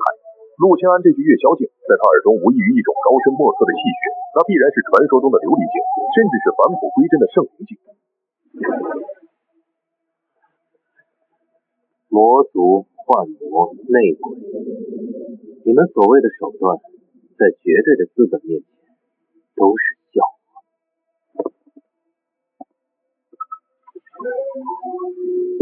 检测到千万级地兽源，正在开启神豪级兑换模式。给我换！仙六品绝等法宝，不计代价，连抽10次。消耗100万年兽源获得天蚕宝甲镇月神印。总计消耗1000万年，剩余兽源100万年。1000万年兽源换来的底牌琉璃镜，在我面前不过假。堂哥，出事了！刚才5名虚寂境4层的魔族死士突袭敌牢，他们疯了！仅仅一招，他们竟能爆发出超越虚寂境的威能，强行劫走了孙阴阳。这气息不像是法术，更像是某种极度暴虐的爆炸。这不是修为压制，这是自爆。自爆？仙界有一种极度稀有的镜法，可以强行点燃仙六品法宝的内核，让其在瞬间爆发出超越自身千百倍的毁灭力。那魔族竟然舍得用一件仙六品重宝作为一次性消耗品，只为了救走孙阴阳。别人缺宝物，炸一件少一件，但陆清安刚才可是抽到了整整10件仙六品。如果把仙六品宝物当成手雷扔出去，哪怕是琉璃境大能，正面挨一下也得灰飞烟灭吧。这种法门难学吗？极难，且只有疯子才会学。巧了，我这人最喜欢研究冷门学问。在这一刻，陆清安的战术体系发生了质变，从绝对防守进化到了和平主义。千万年寿元支撑起的军火库才是他在仙界横着走的终极地。贾道友，孙阴阳跑了，我们翻遍了孙家也没找到什么宫殿。您所谓的洞察，不会只是拿我们当猴耍吧？道友，此地确实毫无魔气残留。林家主，你藏私房钱的时候，会放在大门口吗？远离地面，深埋地底，或者干脆藏在水井深处，挖开那里。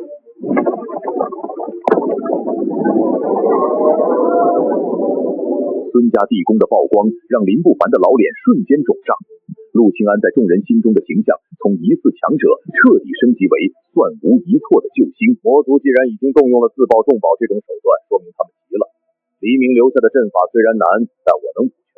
道友需要什么支持？我布此阵需耗费本源精血，再筹集价值500万仙石的仙药，只要药到6日之内，大阵必成。陆清安很清楚，这种阵法根本不需要什么仙药能量，但他必须借此机会继续搜刮寿元。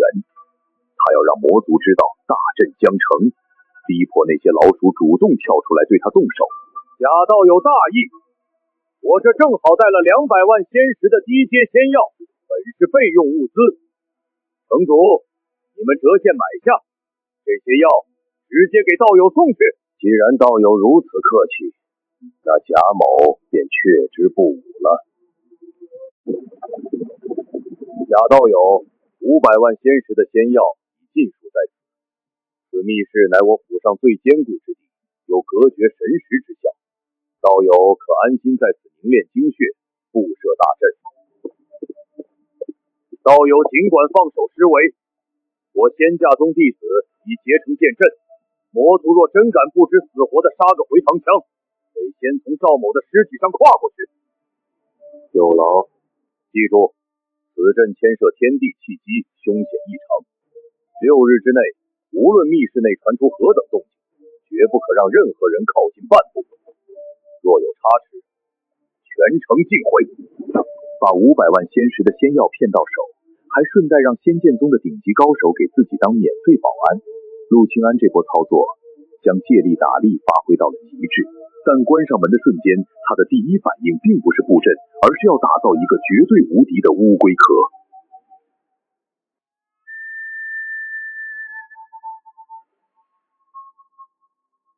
未来一段时间，魔族有概率来杀我，你们最好躲起来，如此我才不会被撤出。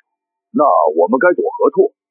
你2人暂且入内安身，里面尚有一人，黄红忠，已无修为，无需理会。原来他还没死啊！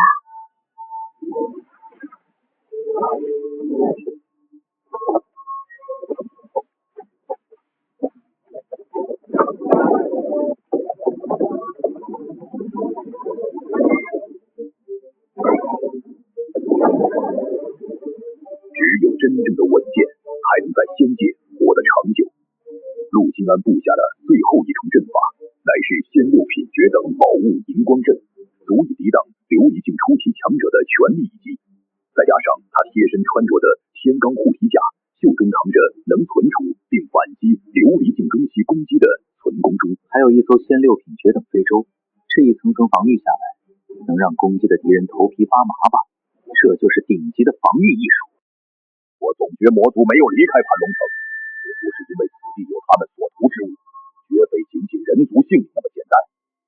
慕容道友，可有隐情未曾告知于我？我为盘龙城万千生灵而决心荡平魔族，如今我们同为盟友，若你再有所隐瞒，致使最终局面不堪，我心寒之余离开盘龙城，那这责任便是你一力承担。却有一事相瞒，原家父临终时曾严厉嘱托，不得以不便告知他人，否则盘龙城将永无宁日。如若我告少道友，还望你不要告知他人。实不相瞒，我怀疑魔族之所以屡屡不肯离去，正是为了盘龙城内一头魔龙。魔龙？此城自我祖辈开辟以来，便由我慕容家与皇家世代守护。据祖辈所说，这魔龙是魔族那边一个顶级强者的坐骑，实力至少是环宇境。你们祖训就没让你们定时做什么事情，比如修复封印。并五，祖训只言守城护密，不到万不得已之急，且不可轻易泄露。你们祖训还真是主打一个松弛感。方才我忽然感应到了一股极强的直觉，似是那宝瓶传来的信息，说着城内藏有一头极为恐怖的生物。不过，那生物似乎即将寿终。那你可知这强大生物具体在何处？不甚明了，只能推测出个大概方位。盘龙城内。陆清安越想越觉得蹊跷。魔族既然是为了魔龙，为何要早早暴露踪迹，还要故意施展超越虚寂境府层的手段？答案只有一个，他们是在故意做给全城看，为了引来更多琉璃境的强者。解开魔龙封印，极有可能需要琉璃境强者的生命献祭。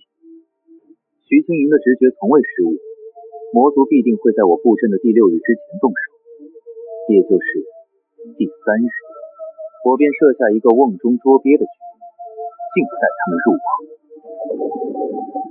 为了迎接魔龙子带来的海量寿元，陆清安必须去在终极决战前极限爆兵，这才特批开启隐匿法宝，让直觉最敏锐的徐清莹冒着生命危险去做了最后一次全城扫货。我走遍了整个盘龙城，几乎所有店铺的仙药都已售罄，幸而凭直觉寻至一处铺子，以高于市价的代价买了一批回来。做得很好，继续保持。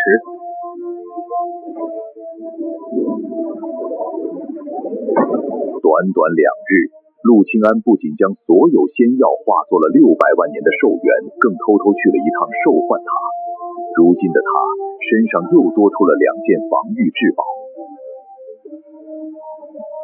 未有过的安全感，稳了。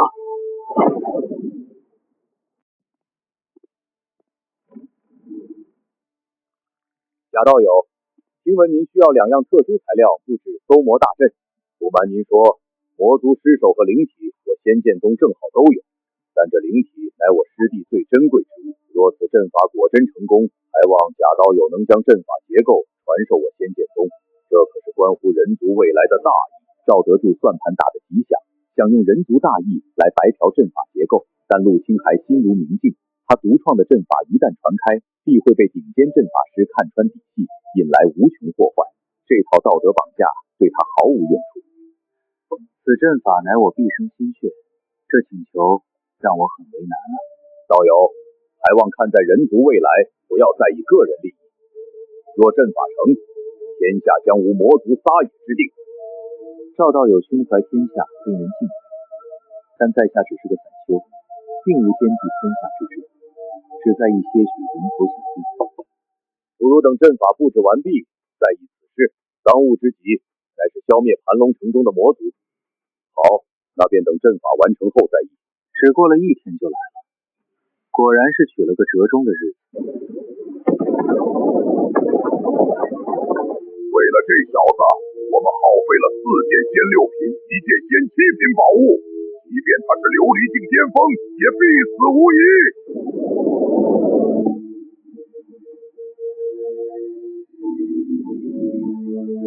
就这点本事，给我挠痒了。还有没有宝物可以自爆？这是主上的死命令，用怒血秘术杀了他。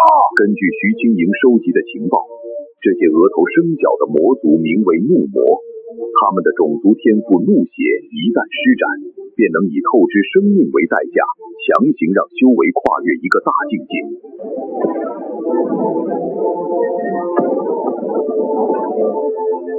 认错了，他死定了。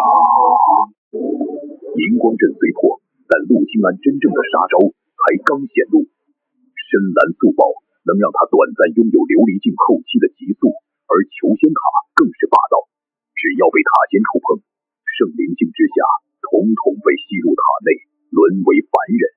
既然你们的底牌出镜了，那就别走了。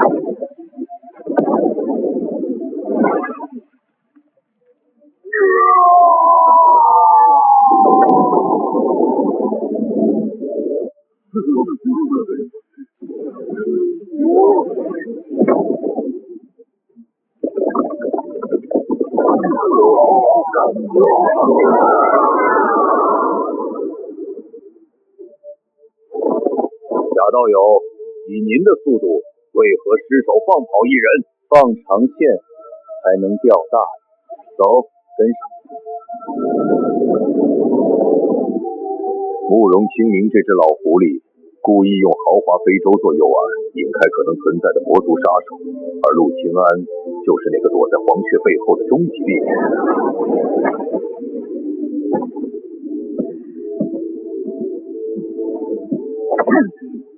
竟是个送死的诱饵！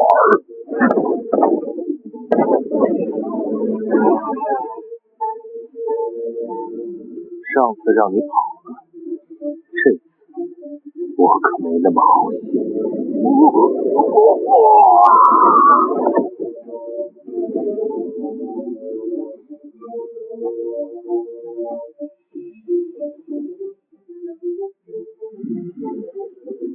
人族蝼蚁，凭这点折磨，也想让我屈服，你留我性命，无非想审问魔族动向。哈哈，你死心吧，我怒魔一族个个都是硬汉，有本事你继续。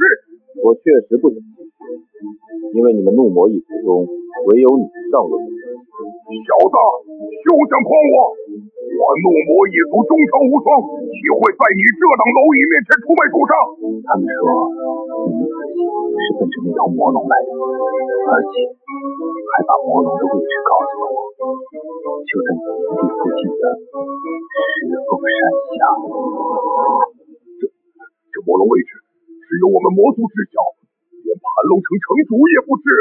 你在骗我！你肯定在骗我！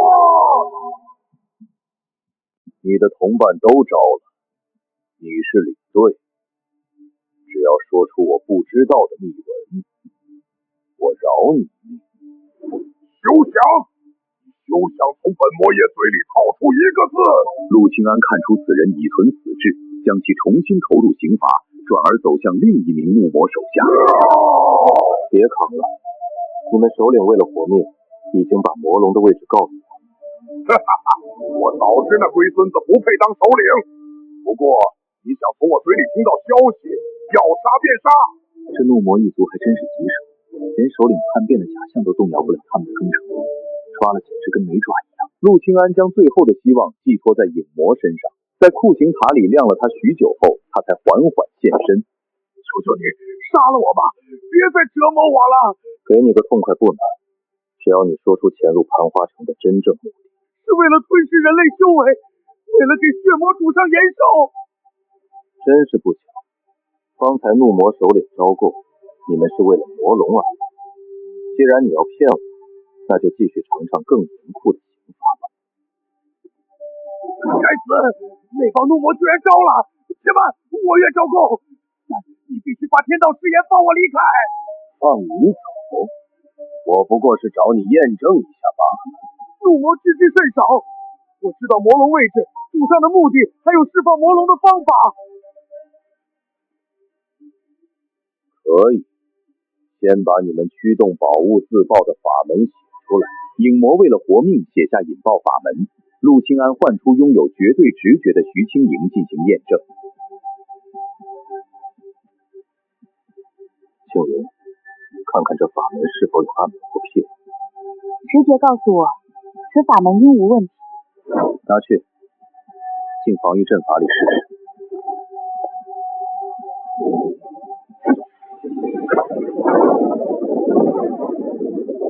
可觉身体有何异变？法门无碍，身体并无异常。很好，有了这套合武法门，定能如虎添翼。接下来该去摸清底细了。魔龙位置在何处？若有半点欺瞒，誓言作废。在营地东侧，石座山峰之上，9座山峰镇压9颗头颅，珠峰镇压10指。说说你们主上血魔的底牌。主上拥有仙极品绝等大阵，此阵可灭杀琉璃镜。他已阴杀了6名琉璃镜，只需再杀4名，集齐10具尸体血迹，就能解开魔龙封印。原来如此，盘龙城就是为了诱导琉璃境强者来送死的血肉小肉库。最后一个问题，魔龙如今实力如何？可否直接斩杀他？斩杀魔龙？他巅峰时几近道圣境，虽被镇压，寿命仅剩月余，但封印阻绝一切活物，人族无法靠近。等封印耗尽，他就化成灰了，何须多此一举？道圣境，快死了还无法还手。要是我能抢到最后一下武道，那得换来多少寿元？这笔横财我吃定了。紧接上回，陆清安得知血魔布下仙七品大阵坑杀琉璃境强者后，动了对魔龙补刀赚取天价寿元的贪念，继续质问影魔：魔龙现在什么状态？人族可否直接靠近斩杀他？斩杀魔龙？前辈莫别说笑，那封印乃上古禁忌，阻绝一切活物死物，人族根本无法穿透。等封印磨灭，魔龙自会神形俱灭，您何必亲自动手？那你们魔族又打算如何解除封印？我们主上找到一种秘法，需凑齐10具琉璃境强者的尸体，在封印最脆弱的刹那，以尸体的血肉精气代替魔龙受死，迷惑封印，从而助魔龙脱身。狸猫换太子，原来那仙七品杀阵不仅是为了灭口，更是为了凑齐10具琉璃境的尸体当解封的钥匙。这血魔玩的挺花呀。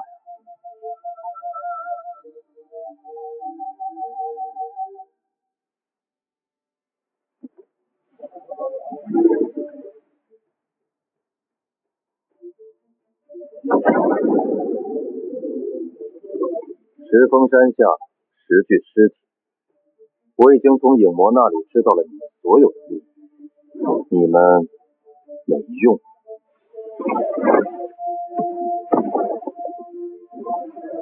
斩杀区地境巅峰魔族，寿元增加150万年，检测到连续击杀，总计寿元增加500万年。杀高阶魔族报的寿元，居然比同阶仙兽还丰厚，整整500万年。这下又能在兽幻塔里清空一波库存了。处决完怒魔，陆清安信守承诺，将影魔带到盘龙城外释放。在影魔神魂中种下雷霆禁咒后，冷然离去。一夜无华，第二天清晨，陆清安正欲前往石峰山实地踩点，便被城主慕容清明急匆匆地请到了会客大厅。贾道友，快来，这位便是仙剑宗的内门长老，四路前辈。琉璃境巅峰，昨晚刚听说缺琉璃境尸体，今天仙剑宗的长老就送货上门了。这哪是长老，这分明是赶着去给魔龙田镇眼的祭品。有仰贾道友大名，除魔未到，乃我辈宗旨。听闻道友布置那兽魔大阵遇到了瓶颈，说的好听，不就是冲着我的阵法传承来的吗？想拿我的东西回宗门邀功，那就别怪我敲你竹杠。老朽带了价值600万仙石的仙药，特来助道友一臂之力。四长老高义，但这阵法黎明道友留下的残卷漏洞百出，在下实在没有十足把握，恐有负重托。既然如此，道友可否将手稿借我复刻一份？老朽在宗门认识8品阵法大师，定能完善此阵，造福苍生。8品大师，这手稿被我改得满纸荒唐，他要是能练成，我当场自废修为。这手稿里有我毕生心血，实在是不传之秘。道友，老朽愿倾尽300万仙石的私人积蓄，只求复刻一份手稿，救盘龙城于水火。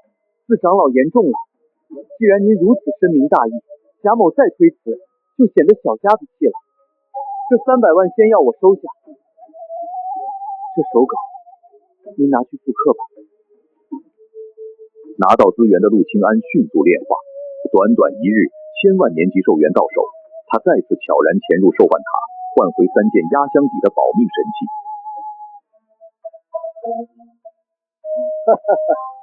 贾道友来得正好，我刚才正跟老公谈论你，真是心有灵犀。老公，两个加起来几百岁的老头子，背地里到底是什么见不得人的中文关系啊喂！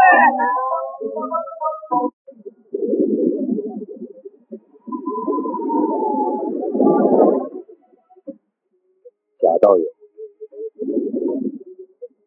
多亏了你这几次的大手笔，总部已破例将我调回，工会长也打算一同离开。日后在这盘龙城，你可以直接联系新接任的黄子胜。如今盘龙城局势诡谲，两位此时抽身，的确是明智之举。仙药调配的如何了？刚好凑齐300万仙石的仙药。实不相瞒，总部对盘龙城的支援已经全面收集，不少炼丹师都在连夜外逃。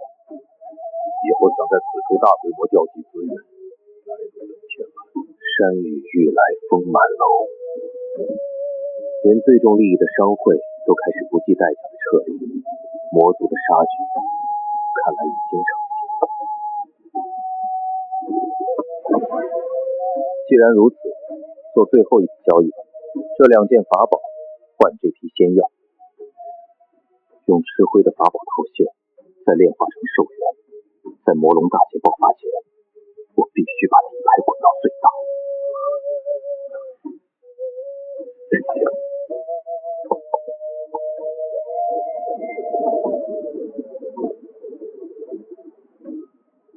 贾道友，有缘再会。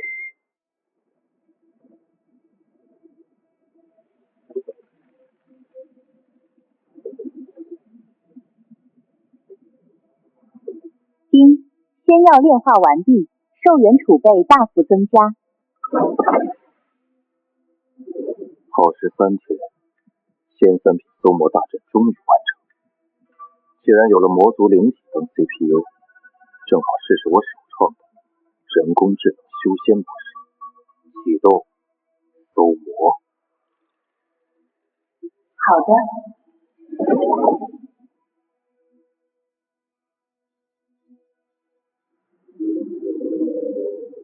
找到了。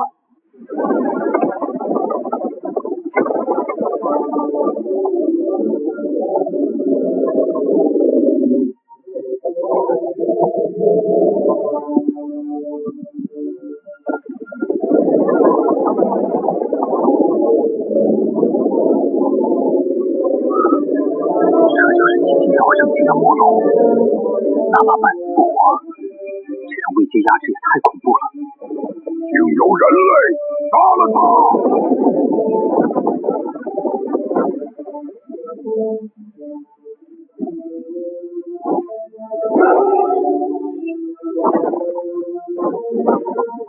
太弱了。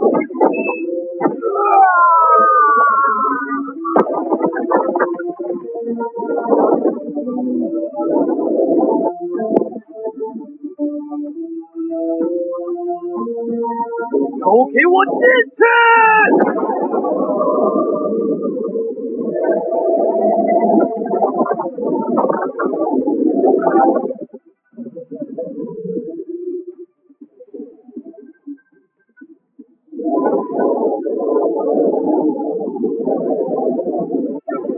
别让我出去，我必让你身形俱灭！叫吧，叫得越大声，这最后一刀的寿元就越香。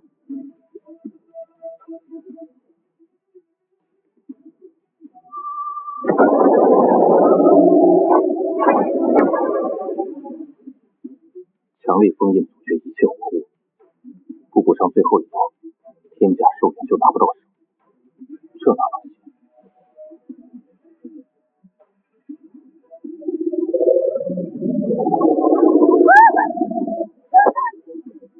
我想在他老死前补一刀，你有直觉吗？轻盈的直觉只有在感受到死亡威胁时才会强制上线。既然如此，你想干什么？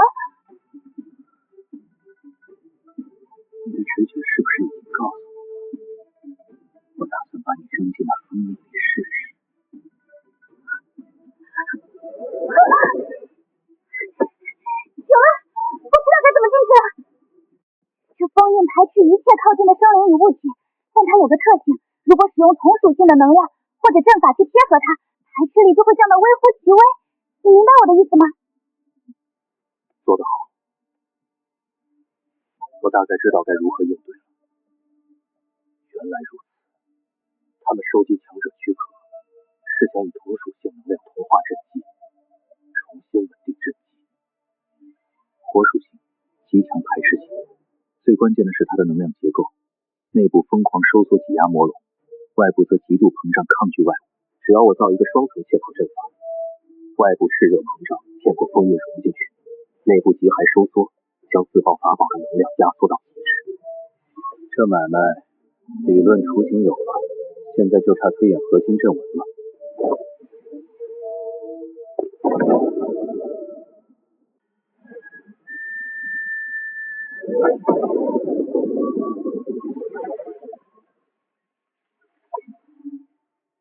这是跨越万里的3D 全投影，修仙界的阵法竟然玩出了科技感。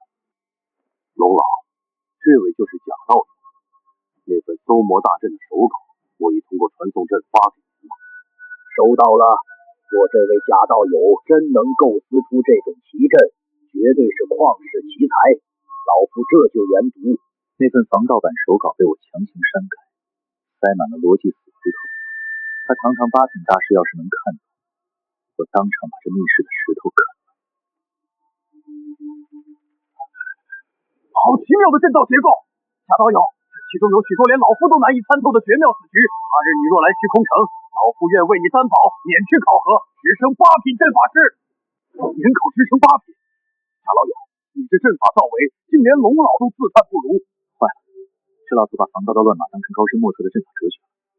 既然他这么上道，我正好白嫖一下沙龙阵法的难题。龙老谬赞，其实在下正被一个新阵法困扰。我想构造一个外部利用火属性极端膨胀，内部利用冰属性极端收缩的阵法，将这两种极端能量调和，不知该用何种高级阵纹桥接。外部膨胀，内部收缩，冰火同源，这完全违背修仙界阴阳相克的常理啊！你这番构思究竟有何奥妙？世间万物皆由极其微小的天地精子组成，受热时极子运动加剧，体积膨胀；遇冷时极子运动减缓，体积收缩。这便是最基础的法则：热、胀、冷、缩。只要在阵法外部加热膨胀，同时在内部制造极寒收缩，将狂暴的能量借此压缩至极点。一旦临界点被打破，便是毁天灭地的内爆。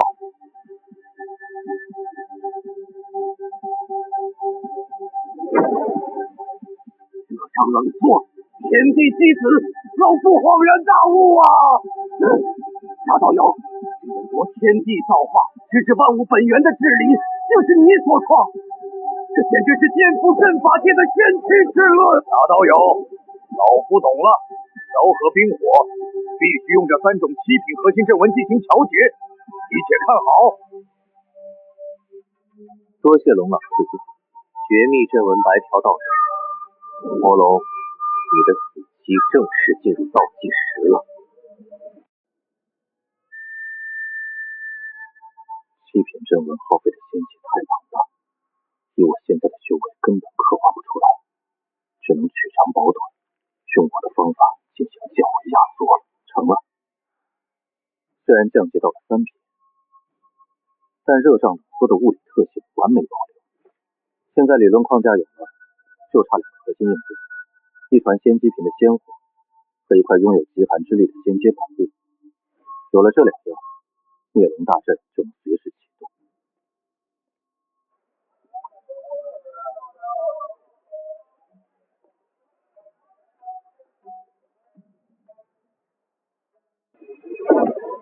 贾前辈，实在抱歉，您要的仙机品、仙火和极寒宝物，盘龙城根本没有库存，而且总部那边不知为何收紧了资源，连调货都不批了。不过，前辈您之前寄拍的玲珑塔溢价成交了，除掉手续费，这里多出300万仙石，请您清点。知道了，多谢刘总。有钱却买不到核心材料，这沙龙大阵就组装不起来。聚宝斋断货了，看来只能去薅仙剑宗的羊毛了。四路长老的兜里绝对还有好东西。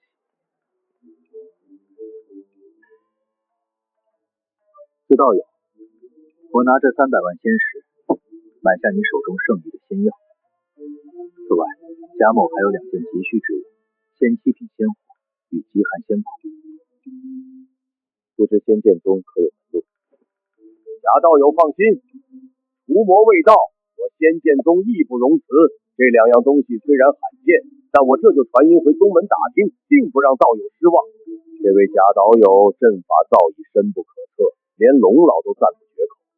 只要帮他弄到这2样宝物，顺势让他欠下一个人情，再邀请他加入我仙剑宗，绝对是大功一件。那就有劳自道友了。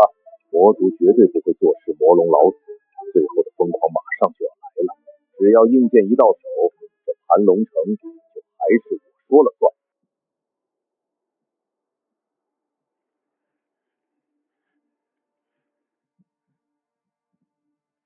盘龙城那个戴面具的神秘人到底是从哪儿冒出来的？我精心培养的死士全折在他手里了。要是表哥再不来，我们就真的只能看着魔龙大人在枫叶里化成灰烬了。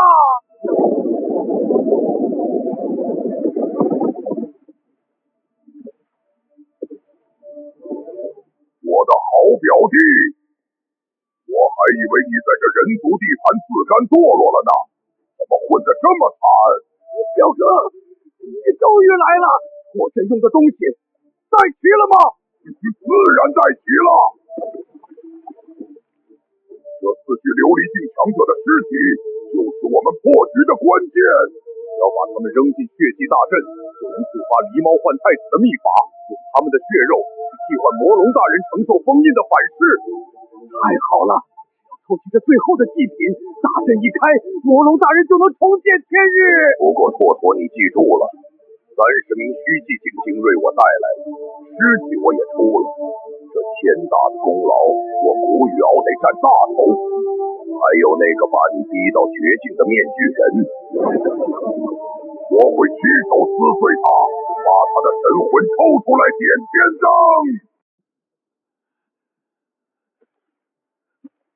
我的好表弟，在这小小的盘龙城，已经被一个人族逼得向我求援。也罢，你要的东西我带来了，4具琉璃境强者的尸体全数在此。太好了，加上我手里的6具，整整10具琉璃境尸体终于凑齐了。既然东西齐了，我们这就杀进去，把盘江城屠个干净。不可，我们就在城外蛰伏，等到那封印镇杀魔龙的最后一日，也就是封印最失落的时刻，我们再用这10具尸体施展偷天换日之法，定能万无一失的把魔龙大人放出来。至于城里那个屡次坏我好事的神秘人，我会亲手撕碎他。300万仙石仙药已炼化，新增寿元300万年。寿元储备充足，现在就等白鹿的硬件了。请蒋前辈，仙剑宗白长老已至门外。有请。贾道友，幸不辱命，仙七品紫霄雷火与万年极海冰髓，老夫连夜从宗门宝库给你调来了。不知这长老之位，道友考虑的如何？四长老折煞我也。实不相瞒，贾某真实修为不过月宵境，怎敢高攀仙剑宗长老之位？道友真爱开玩笑，我不爱欠人情。这件绝等法宝，全当此次调拨神物的谢礼。贾道友果真大手笔。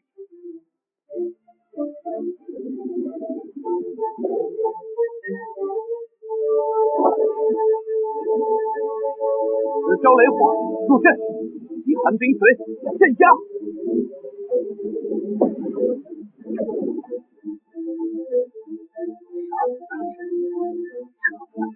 只要引爆，别说那10具琉璃境的尸体，就算是真正的华域境魔龙，也得给我脱层皮。古雨敖和血魔准备拼命，我一个人去对付36个虚寂境以上的魔族太费力，必须把色和慕容清明拉去当苦力。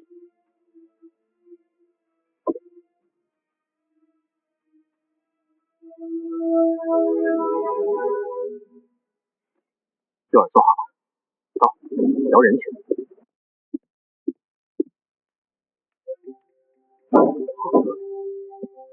二位，我前几日抓了2个魔族探险，杀了一个，故意放走一个，放长线钓大鱼。没错，我在他身上留了隐秘的追踪印记，就在刚才，印记在城外500里处停下，那里极有可能就是魔族的老巢。好一个引蛇出洞！事不宜迟，立刻召集人手，今夜我们就去会会这些魔族余孽，将他们连根拔起。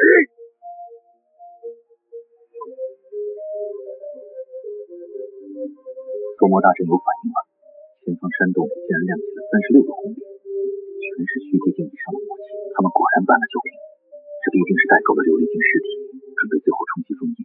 我一个人杀不完，必须把四路他们全拉过来当苦力，但我不能暴露这搜魔大阵，得找个合情合理的借口，带他们撞破魔族老巢。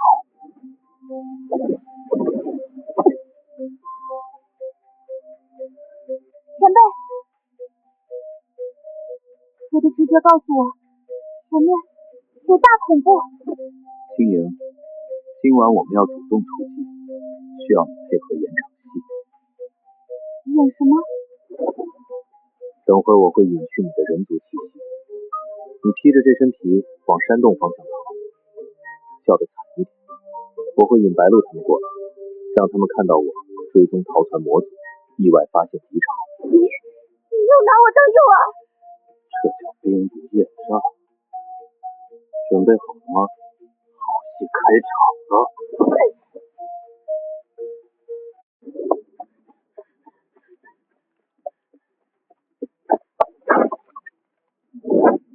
不好！那戴面具的人族煞星杀过来了，老巢暴露了，快逃啊！道友，这魔物被你吓破了胆，竟然在如此近距离下还未发现老夫的剑意，他已被我用碎魂秘术重创识海，此刻只剩求生本能，这正是顺藤摸瓜的好时机。四长老准备收网。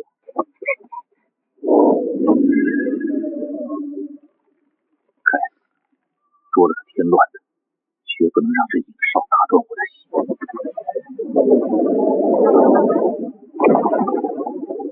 魔头，看你往哪儿跑！求仙塔，刃下！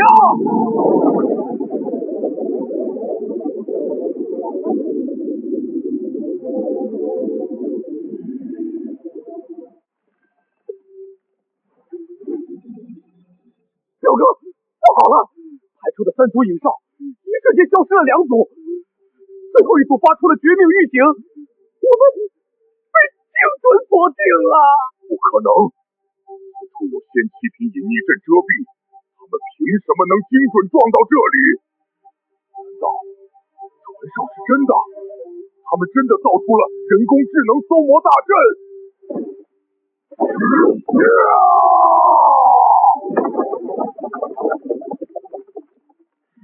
搜魔大阵，人族那群蝼蚁也配掌握这种秘术？那是拓拓派出去的死士，该死的，他们真的是顺着这蠢货摸过来的。既然隐匿阵已成了笑话，那就拼命吧！启动千魔绝杀阵，今日便是血祭之时。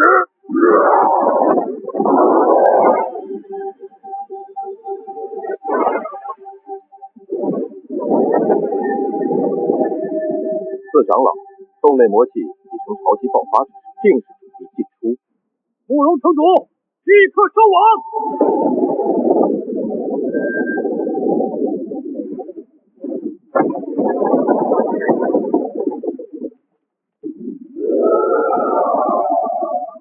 将士们，2位琉璃境巅峰的大能在前线坐镇，此战我们必胜无忧！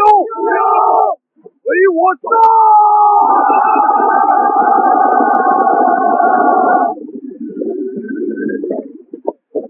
四道友，那个头领气息雄浑，乃是琉璃境巅峰，唯有你的绝世剑法能与之抗衡。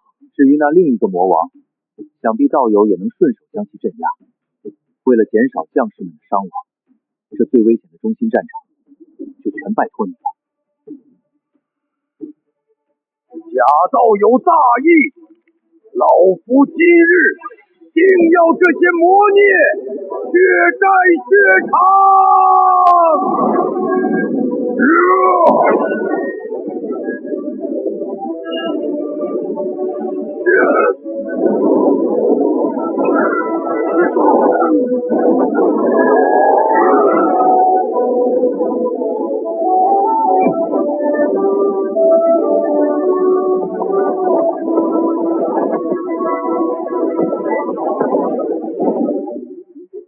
将士们，四长老已凭一己之力拖住魔族双王，大家随我同侧翼迂回，全力清理这些虚寂境的小喽啰。一个受援，不，一个也别放过。四长老不愧是仙剑宗的精英，这扛伤能力确实让人敬佩。这波残血补刀的收益，我就当仁不让了。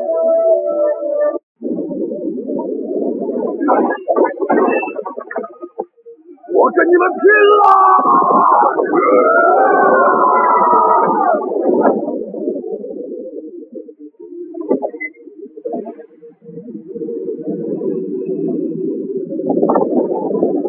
一个虚寂境魔族进账100万年寿命，如果是自爆后的残渣，能量转化率就太低，这笔账不能算。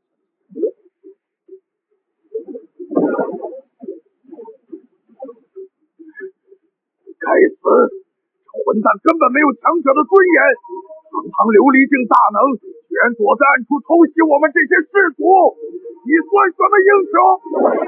贾前辈这是在用最小的伤代价护我们周全，有前辈在暗中护道，诸军随我杀！谁说打仗一定要讲武德？只要能安全稳定的进货，我不介意把老六这个职业发扬光大。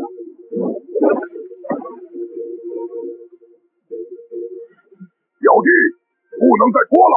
那个姓贾的根本没把我们当对手，他是在把我们当货物收割，祭出倒牌阵法，否则谁也走不了。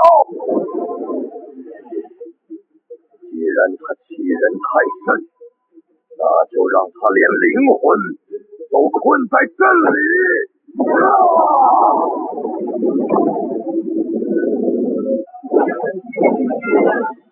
贾道友，他在强行启动先驱体杀阵，快去夺了阵盘，万不可让出阵法合拢！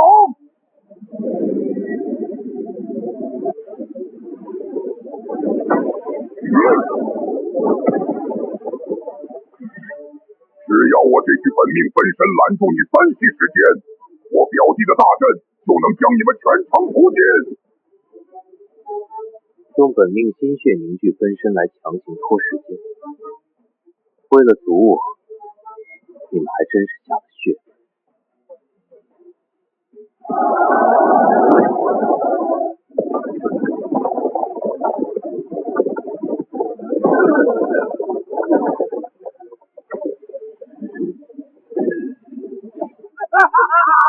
阵法已成，姓贾的在这大阵内，连琉璃境巅峰也会被生生炼成血水。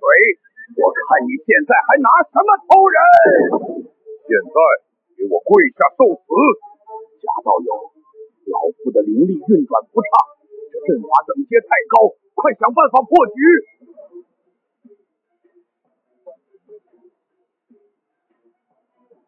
本来不想暴露的这么早，太招摇容易引来不必要的麻烦。但既然压力给到这儿了，我只好稍微增加一点防损成本。仙6品绝等防御法宝，第1层护心，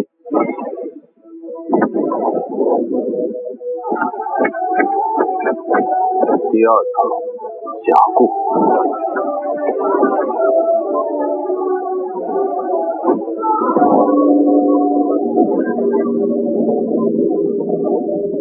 整整7件仙6品防御套装。贾道友，你到底是洗劫了哪家圣地的宝库？不可，你一个人怎么会有这种财力配置？装神弄鬼，凭借宝物算什么本事？凭借宝物不算本事，这就受不了。防具只是为了保护我的衣服不能脏，接下来看清楚了。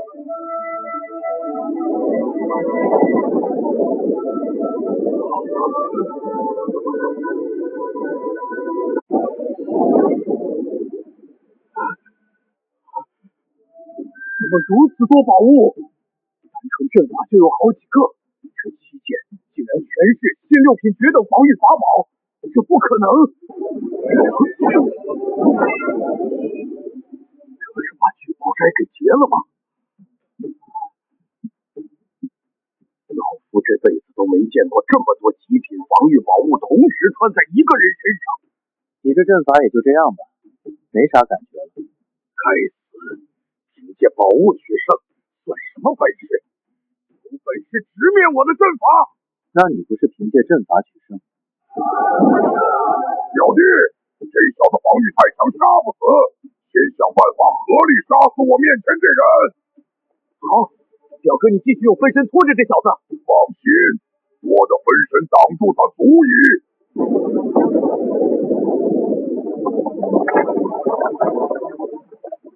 假道友，阵法威能全压过来了，务必赶紧斩杀那魔族破阵。放心，我必杀他，你先撑住。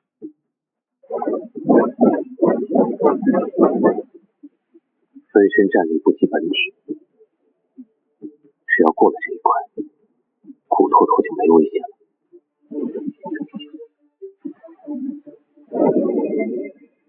发现先6品攻击法宝，不好！他要让宝物自爆，那是我族的自爆法门！你疯了！居然有这么多先6品绝等宝物自爆，暴殄天物！宝物没了再赚点，给我！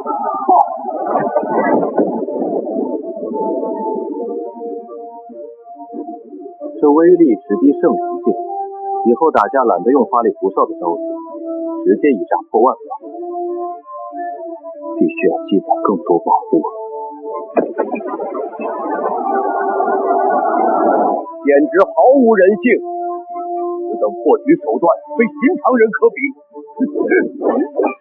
小弟，赶紧入阵继续控阵！假道友，速速击杀那魔族！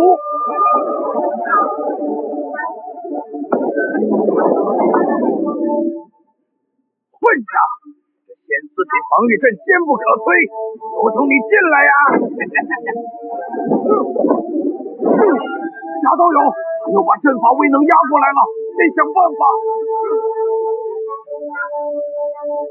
这乌龟壳太硬，看来只能把牢底都拿出来了。小子，没招了吧？你刚才肯定已经把极品宝物用光了，乖乖认输吧。不知死活！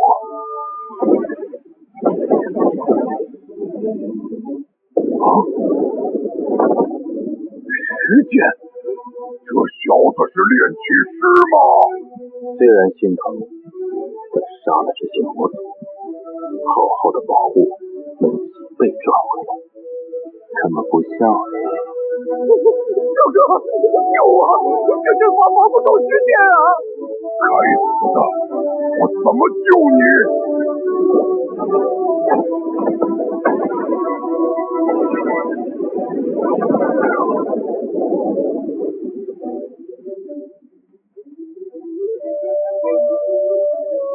庞大的生机之力，寿元大涨。树将死了，还剩一个最强的。这人族怎么比魔族还可怕？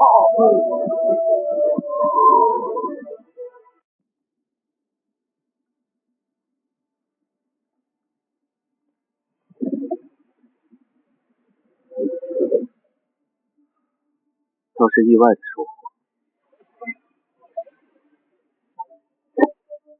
事后再细细研究这2个罗盘，看看能否修复，也好补偿刚才和平战场时消耗的固动资产。一个不放过！用他们的血祭奠死去的弟兄，给我杀！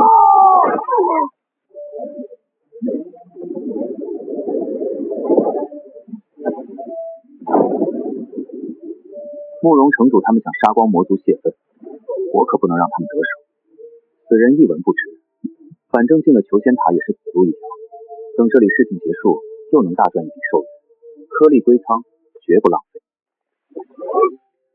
孙阴阳，你无路可逃，背叛人族，勾结魔孽，罪无可恕。对，城主，我也是被逼无奈，才做出此等荒唐之事。念在咱们并肩作战多年的往日旧情，饶我一命吧！我此生绝不再踏入盘龙城半步。屁的胁迫！林不凡离开盘龙时留下书信，早已道出真相。你们4个家主贪图魔族所给特例，为了突破虚寂境，甘愿做魔族的走狗，背叛盘龙城。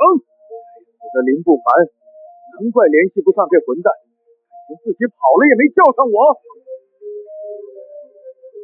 非要赶尽杀绝吗？难道就不念一丝一毫的昔日情谊？在你做出叛离人族的决定之时，也说明你已经做好了残害同胞的准备。若是今日我们输了，你又会如何对待我们身后的富民？我劝你还是不要做困兽之斗了，留个全尸。好，黄震天，我要与你决一死战，你敢否？哼，你现在是虚寂境3层，我才1层，你当我傻？大家一起上，将他剁了。你有与我决斗的必要，因为你要替你死去的妻儿复仇，就是我亲手杀了你的妻儿。而且杀他之前，我还狠狠玷污了你的妻子。谁叫你当年抢走了他？明明是我先认识他的，这是你骗我的！畜生，老子要将你千刀万剐！捉住他，别动气！想杀我？你们有机会吗？黄震天，你也想亲手为妻儿复仇吧？我实在太害怕了，我怕你未及动手，我便吓得手抖自尽了。到时候你连手刃仇人的资格都没有！你们都给我停下！谁也不许插手！老黄，你切莫中他的圈套，他在找垫背的，不用你管，这是我的家事。自称我未曾求过你，算是我求你了，我要亲手活劈了他。来吧，老子给你决斗的机会，你可要小心了，因为我会像杀你老婆一样再杀你一次。我等这一天等太久了。日来！你不要命了，那是燃命技术。当此之时，我便已经死了，如今大仇得报，也该去陪他们母子了。好兄弟，告诉轩辕，这些年是我这当爹的对不起他了。你疯了！你连命都不要了！你可做好下地狱的准备了！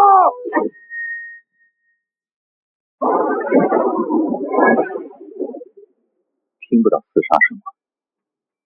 刺鹿和古雨敖都是琉璃境，速度太快。如果真让古雨敖这个主将跑了，那可就亏大了。刚才杀了刚突破琉璃境的古拓多，寿元报上了整整600万年。若是能把古雨敖也给铲了，上千万年的寿元进账，原来在那儿。那接下来斩杀魔龙的启动资金就彻底稳了。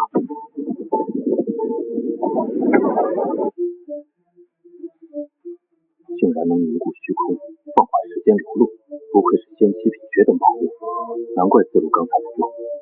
这种宝物一旦解除，施法者自身也会受限。大刀勇，你来的正好，这宝物能困敌，外界的攻击打进去不受限制，但里面的人根本躲不开，与我联手，速速斩了他！明白，外面的虚空不受限制，里面的时间放慢。这简直是完美的双打靶场，正好给我补刀的绝佳机会。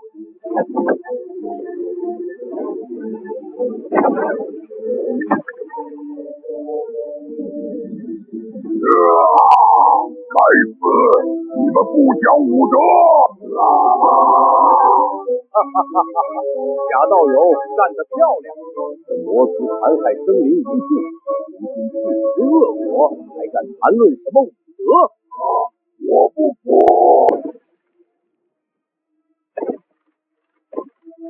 我不说话是因为不能分心，这可是上千万的单子，要是动作慢了被自路抢了先机，几百万年的寿元可就真的打水漂了。服也得服，不服也得死。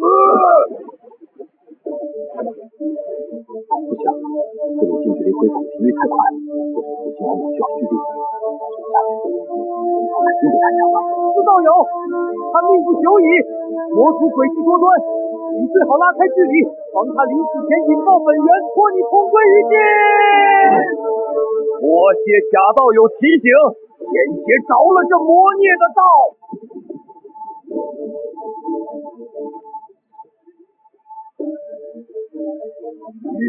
我去你的！你不会真有自爆同归于尽的想法吧？那你就赶紧去吧，去陪你姐好弟吧。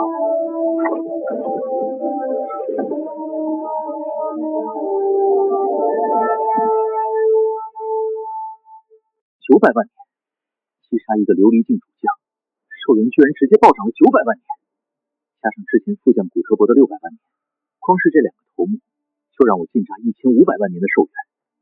刚才引爆宝物的消耗全赚回来了。贾道友，这魔头逃跑时毁了老夫2柄备用飞剑，不过这具琉璃境的魔族尸首带回仙剑宗，能换取极其丰厚的宗门贡献制，也算不介意老夫收走这战利品吧。自导友出了大力，战利品理回归你，尸体对你来说是贡献值，对我却是一文不值的残渣。求仙桶里还关着15个虚寂境的魔族，等全杀了又是一大笔寿元。这一仗我是大赚特赚。那主战场情况如何？只剩一个孙家家主，盘龙城众人几乎无甚伤亡，堪称完胜。好，回去吧。发生了什么？孙阴阳怎么死？黄家主为何也？孙阴阳为了活命，故意用当年残害老黄妻儿的细节激怒他。老黄动用了守城人禁术，燃烧了全部的生命本源，换取战力。孙阴阳被老黄灭杀了，老黄的生命也走到头了。以命换复仇，在精算模型里是极度亏损的做法。为了一个必死的叛徒搭上自己，太不值当了。不过，也许对他来说，复仇结束才是真正的解脱。此战已然告捷，盘龙城自此再无魔族踪迹，诸位可安心回去歇息了。此番魔族一役，5大家族覆灭，盘龙城的根基几乎毁去，想要重返巅峰，恐怕需要几十万年。那便从头再来吧。四道友，我刚才战斗中忽有感悟，急需闭关打坐，就先回城主府了。道友请便。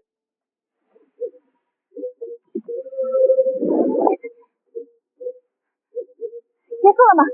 大获全胜了吗？所有魔族已被诛杀，一个也未能逃脱。太好了，我就知道你肯定行。你用直觉感应一下，未来是否还有魔族会阻碍我诛杀魔龙？我的直觉告诉我，盘龙城附近已无魔族踪迹。至于魔龙的情况，没有明确的危险感应。魔族已清，所需的阵法材料明日就会送到。距离魔龙丧命之日还有时间，猪笼计划稳妥。此次行动你表现得很好，若不是你配合，我无法全歼魔族。没事，以后若有类似之事，你尽管吩咐我便是，我很乐意能帮到你的。奇怪，他只是夸我一句，我心跳怎么这么快？当初我就该早点跟他站一边，还躲什么躲？在我诛杀魔龙之后，你便自由了，你可以去仙剑宗修炼。杀完魔龙，我便不再用假道友的身份行事了，我会换一身装束，继续在盘古城潜修一段时间。自由？那你呢？我看情况，短时间内不会去仙剑宗。不要！我不去仙剑宗。不去仙剑宗？那你准备去何处？我想跟你在一起。跟着我未来的路凶险未知，不带累赘。我为了你做什么都行的，就连你要做最危险的事情也行，求求你带上我。连危险的事情也愿意干，这小妞好像真是个彻底的恋爱脑啊。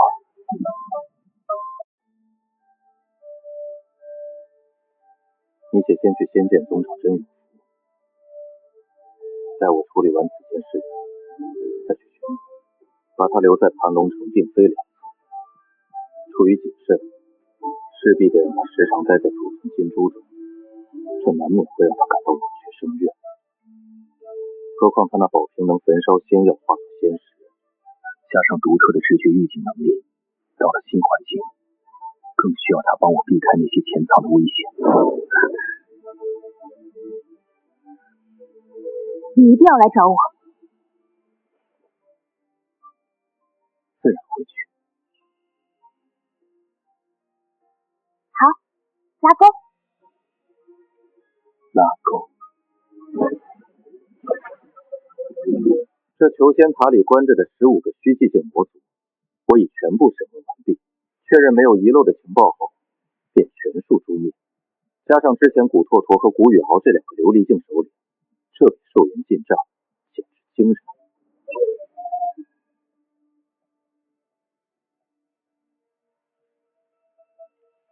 2800万年，若将这些寿元全部换作仙6品绝等宝物，足足能换28件。此次行动虽然损耗了10余件宝物，但从这些魔族身上搜刮来的战利品正好抵消了损失。有了这些底气，击杀魔龙再无阻碍。这2份仙7品阵盘受损严重，以我现在的阵道修为根本无法修复，恐怕得等我突破至天眼境，成为4品仙级阵法师才行。等灭杀魔龙之后，必须潜心修炼一段时间，至少要先将修为提升到玄光境。贾道友，你要的极寒宝物和阵法材料已经全部备齐了。多谢自道。至于这极寒宝物和材料的费用，若道友需要仙石，我倒是可以支付。昨日从古拓拓他们身上，我搜出了200余万仙石。其实我正有一事想与贾道友商议，便是昨日你抓入塔内的那些虚寂境魔族，不知道友是否已经尽数歼灭？已然全数诛灭。那可否将这些魔族尸体卖给我？这些尸体对你们或许无知大用，但对我们仙剑宗之人来说，带回宗门却能换取不少贡献值。何必掩瞒？道友既已连夜帮我备齐所需宝物，这些魔族尸体便送与你处理便是。大家算是合作两清，日后若去仙剑宗，少不了请他引荐，他也能从中赚取更多贡献值。这些尸体对我已无用处，留下也只会发臭。做个顺水人情送给自路，全当结个善缘。贾道友，那搜魔大阵不知是否还会继续布置？如今盘龙城内的魔族已被清剿干净，龙老那边依旧没有进展，老夫担心道友会就此放弃此阵。我还在尝试，毕竟事关人族未来。不过构思中依旧有不少死胡同般的难题无法解决，若实在不行，也只能作罢。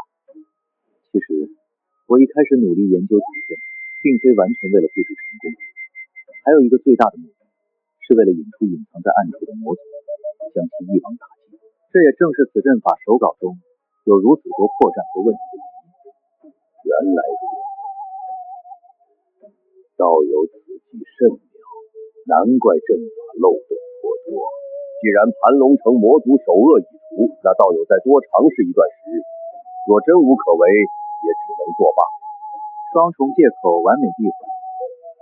不久后把魔龙捕刀完毕，我就可以把搜魔大阵拆了，把里面的材料分解出来，还给仙剑宗，从此安心在盘龙城安静发展。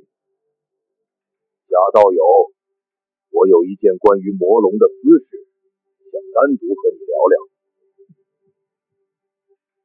仙界从不相信怜悯，在这座边陲小城的地底封印着一头寰宇境的魔龙，它不是被囚禁的罪犯，而是维持整个人族静止运转的血肉电池。贾道友，慕容城主，地脉躁动，仙剑宗那边亦有些杂事待老夫处理。既然魔族已清，老夫便先行告辞。贾道友，地底的动静，魔族定是冲着魔龙来的。祖辈预言成真，那魔龙的寿元恐怕就在我这一辈走到尽头了。道友可知这魔龙陨落的确切时日？你们又如何能断定它是否灭？魔龙陨落之时，会有百龙衔日的异象出现，届时城内所有人皆可目睹。盘龙城并非封印，而是镇压。或许不是你们祖辈杀不死他，而是为了利用这头黄羽境的魔龙去维持某种图画，才留他到今日。道友敏锐，魔龙活着是为了利用他的本源充当能量核心，去维持覆盖全人族甚至波及他族的苍生大阵。他一走，此地的阵基便算彻底打碎。贾道友，我有一事相求。待魔龙陨落，我慕容家的使命便算终结。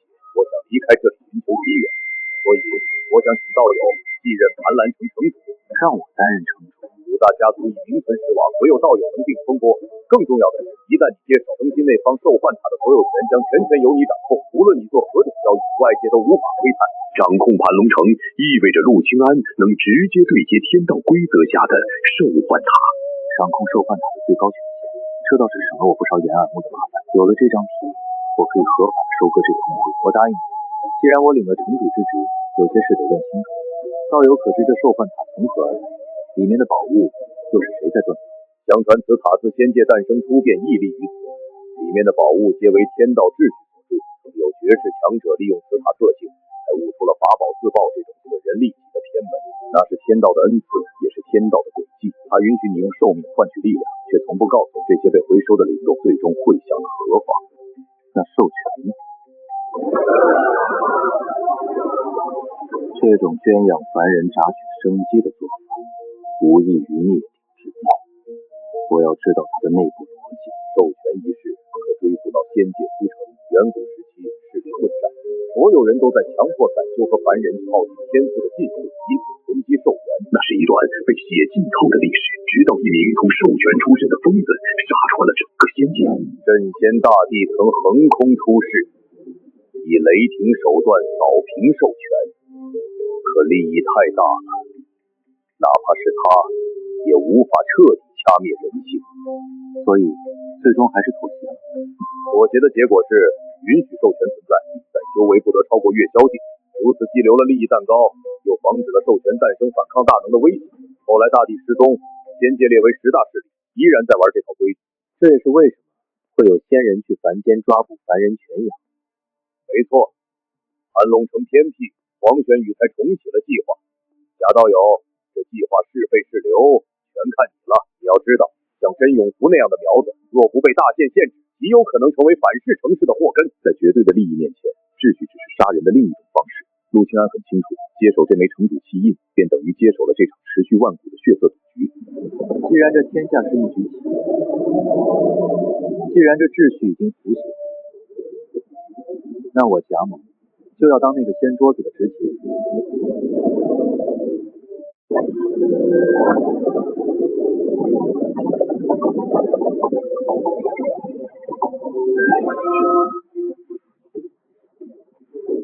在这场名为仙界的赌局里，陆清安是唯一的疯子。2800万年的寿元足以让一个种族延续万代，但他却选择在这一秒全部清空，因为他知道，只要能补上那一刀，所有的投入都将以亿为单位疯狂翻倍。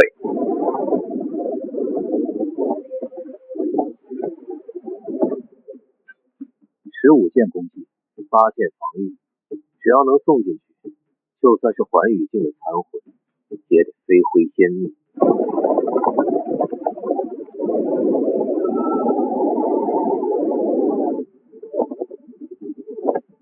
苍生大阵的封印坚不可摧，那是天道定下的枷锁，唯有极寒与炙热在1/1000秒内高频切换，才能像切开水面一样撕开古阵的频率漏洞。这枚阵盘就是陆清安递向死神的信物。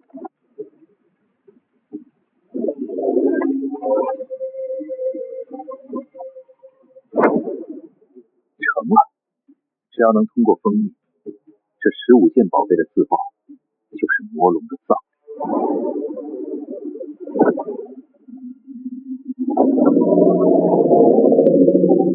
这是一场与时间的赛跑，封印会排斥一切外来灵力，任何鲁弩的靠近都会引火烧身。陆清安不仅要补刀，更要精准。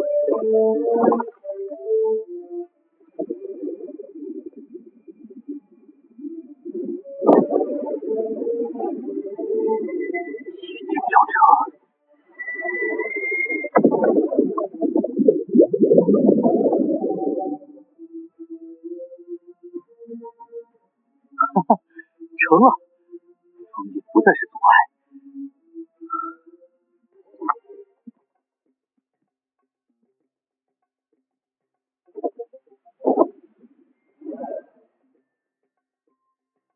他的命火还剩多久？魔龙命格已散，还有大概5日。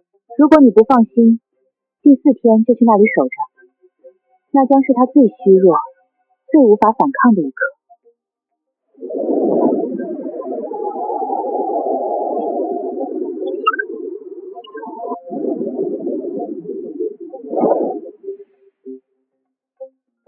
功法等级太低了，这偏僻小城的资源已经无法支撑我后续的突破。等杀完魔龙，必须换个地方。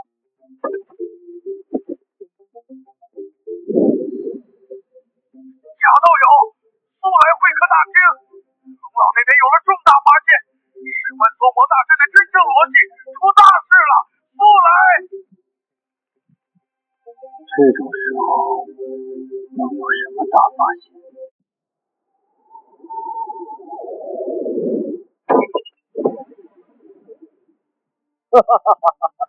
贾道友，喜讯！3件天大的喜讯，你可愿先听哪一件？四道友随便说，我也有一件事想跟你谈谈。第一件，我宗门有意招募你为阵法长老，待遇远胜寻常，且无需琐事缠身。道友若入选，无异于灵亮俸禄，尽情潜修。此事我会多心考虑。第二件，龙老解决了一个阵法难题，这是心得。第三件，才是真正的重头戏。宗门感念你除魔有功，特许你进入兽池修炼。兽池，仙剑宗的禁忌秘境，池中生机凝结如水，那是凡人眼中的神迹，也是陆清安眼中足以让他寿元双倍的超级矿藏。如此珍惜，多谢道友美意。四道友，此战后我略有所悟，准备闭关前，还请道友和慕容城主知会一声，莫要扰我。可喜可贺，道友尽管安心，老夫替你护法。这是突破之感，卡了30年的瓶颈动了！这位贾道友，真乃我自录一生之贵人。因果循环，玄妙莫测。自录以为陆清安是他的福星，却不知陆清安口中的闭关是一场即将震惊整个苍生大阵的杀戮计划。庆爷，你在此稍歇，若有任何知觉，第一时间告知我。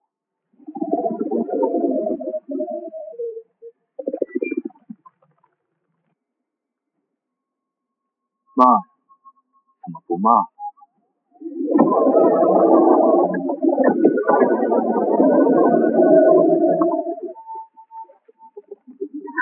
快被压碎了！风眼阵中他眼神干扰，我根本无法判断他准确死亡瞬间。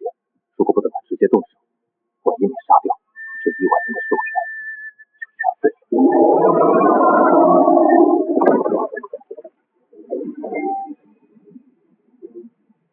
不能再等了。若是封印彻底合死，我连插手的机会都没有。等等，来了，时间来了，还有最后一炷香。好，信你这口呀。最后10秒，现在给我发！这是一场以世界间为赌注的梭哈，胜则万古长青，败则血本无归。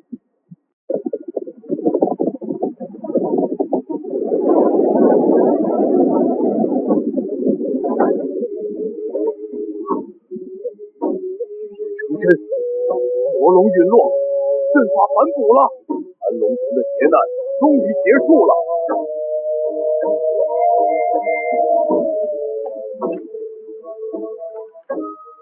魔龙陨落，庞大的生机不再被阵法接压，而是化作灵雨反哺天地。整个盘王城在这场浩大的异象中重获新生。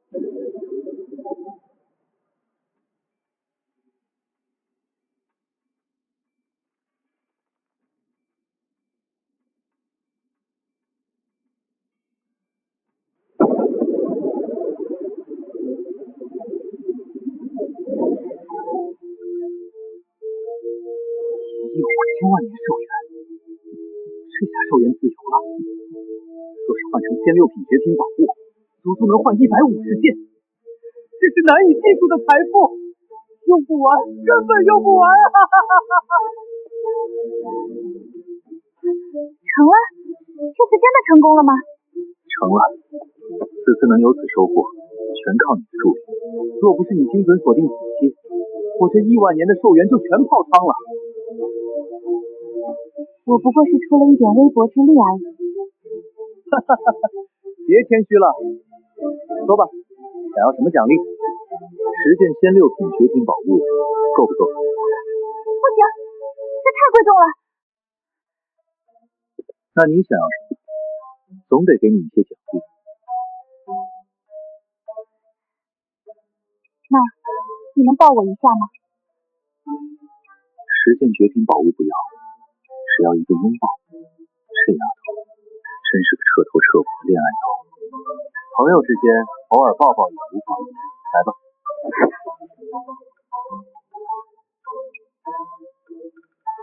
只是之后，我是不是要离开盘龙城？是的。那我再求你一件事，能否不欺我？说你决定前往仙剑宗，务必来寻我。放心，你有极大的潜力，适合做我的队友。届时，我们定会相见。我等你。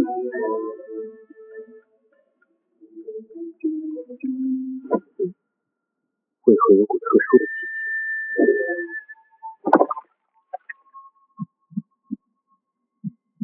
这难道是魔龙的蛋？还是说，这魔龙使用了某种秘法，转生为蛋以图重生复仇？绝不能给他重生的机会，立刻毁掉。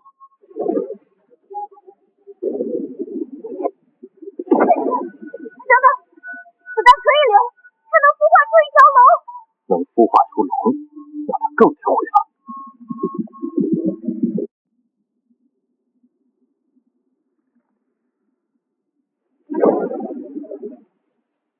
魔龙的转生之术，这叫养虎为患，不仅得毁，还得用雷霆劈成灰，养啊！别啊！这可是龙蛋，仙界的龙一出生就是玄光境，战力多强啊！不如我们把它孵化出来。孵出来让他认出我是杀父仇人，然后第一时间把我吞了。不愧是你，这等可能我竟未曾想到。既然如此，那烤了吧。听说龙蛋极具营养。他听得懂，果然是那魔龙的残魂转生。饶命！求您赐我一线生机，我愿献上灵魂契约，生生世世认您为主。你想用契约认主换命，我怎么知道你的术法有没有留后门？把契约之法传给我，若有一丝不轨，立刻烤了你。这契约术法，你感觉有没有陷阱？没有任何直觉诞生。既然没有直觉，那这蛋归你了，你来契约。要是这契约有反噬，你先扛着。来直觉了，这契约没有问题，绝对安全。原来如此，他的直觉是被动触发。看来以后想验证危险，直接把他往火坑里推就对了。稳妥起见，回去查阅古籍，确认无误后再做决定。此处是了，走。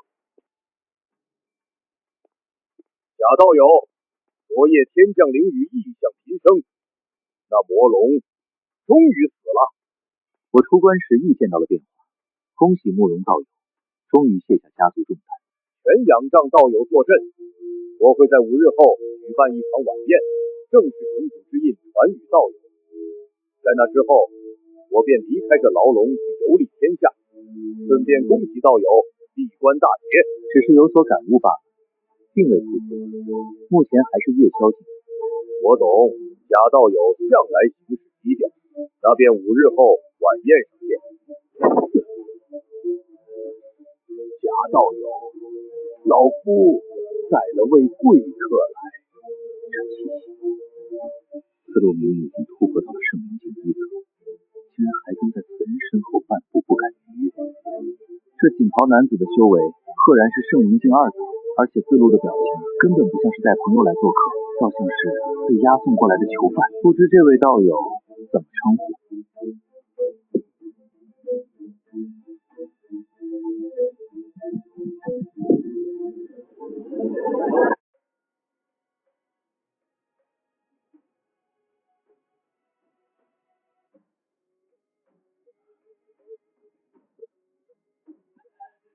贾道友，恭喜恭喜，闭关大捷！应当是我恭喜自道友已然突破圣灵境，如此修为归返仙剑宗，必能在众长老中位列前席吧。贾道友莫要调侃老夫了。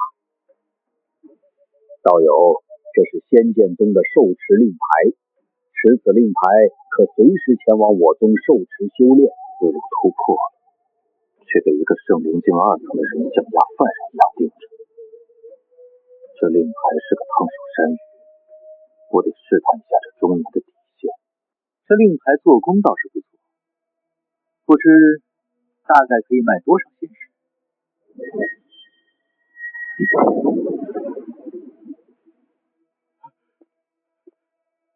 道友，莫非你当真打算卖掉？这等令牌虽说有价，却是无世之物啊！不过是随口一问罢了。道友可理解为这令牌至少值1件仙7品宝物，老夫须回宗门一趟，10日后再返盘兰城。告辞。10日后回来，看来这仙剑宗是盯上我。下次你回来，我就该宣布搜魔大阵布置失败，大家一拍两散。这金珠用的太久，空间太小了，还有这面具，太低级了。刚才那圣灵境2层的强者，若是用神识强行扫他，我伪装的大能人数立刻就会崩塌。我必须换出一块能改变修为气息的顶级面具，不用吃乙修丹也能屏蔽探查。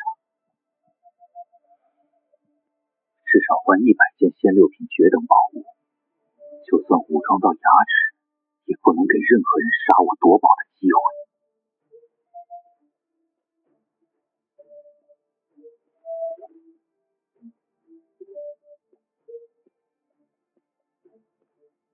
我要换仙7品宝物，需要投入多少寿元？此处兽幻塔过于低级，仙7品下等宝物需投入200万寿元，中等400万，上等800万，绝等1000万寿元。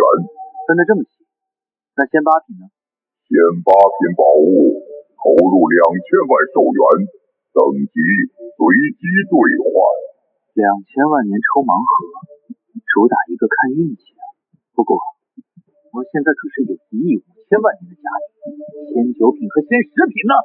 直接报价！仙9品下等1亿寿元，仙9品绝等2亿寿元，仙10品绝等10亿寿元。10亿寿元，这仙界的物价简直不把凡人的命当命。不过我现在若是不受塔的等级限制，竟然已经能买得起一件寰宇境强者用的仙9品宝物了。稳住发育，仙9品宝物现在拿了也是找死。着眼当下，先用仙6品把自己武装成刺猬，投入100万年寿元，给我换！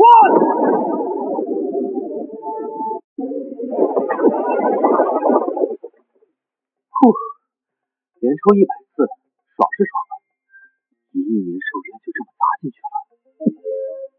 不过还好，账上还剩5000万年当备用金。60件攻击法宝，没多大特殊作用，以后全当自爆手用。剩下的40件才是我这次更新换代的保命底牌。仙6品绝等混沌面具，不仅能把脸彻底遮蔽，挡住圣灵境的神识探查，还能自主控制修为气息，最高能模拟出虚寂境巅峰的威压。以后再遇到仙剑宗那种狗眼看人低的事，我连隐修丹都省了，直接用气场就能吓破他们的胆。仙六品绝等宝物空间光环，里面的空间是以前那金珠的3倍，仙气极其浓郁，甚至能装活人。最逆天的是，它能独立漂浮，隐身于环境之中。只要我躲进这光团里，琉璃镜巅峰之下的攻击，连这光团的防都破不了，简直是随身携带的无敌堡垒。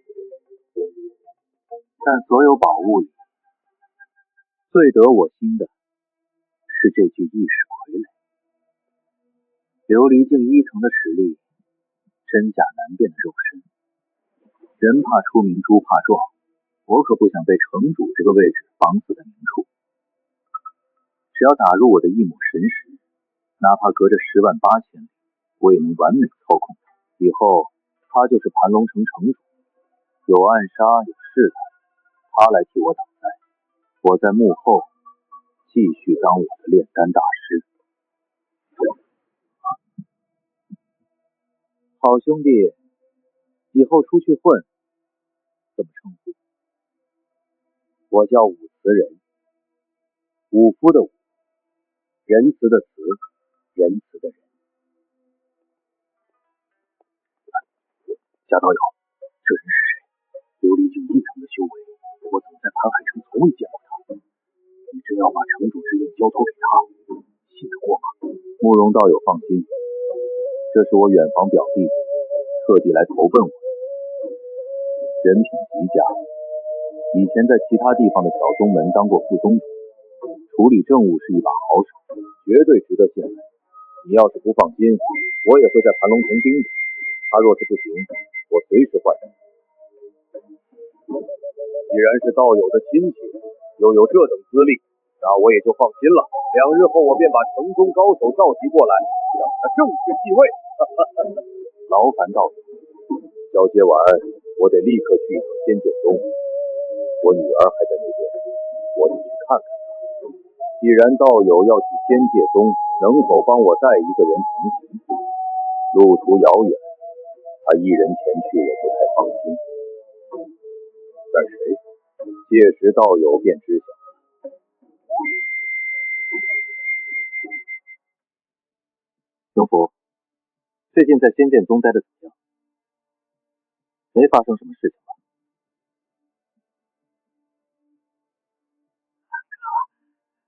没事儿，我在这儿好着呢，又有什么事儿？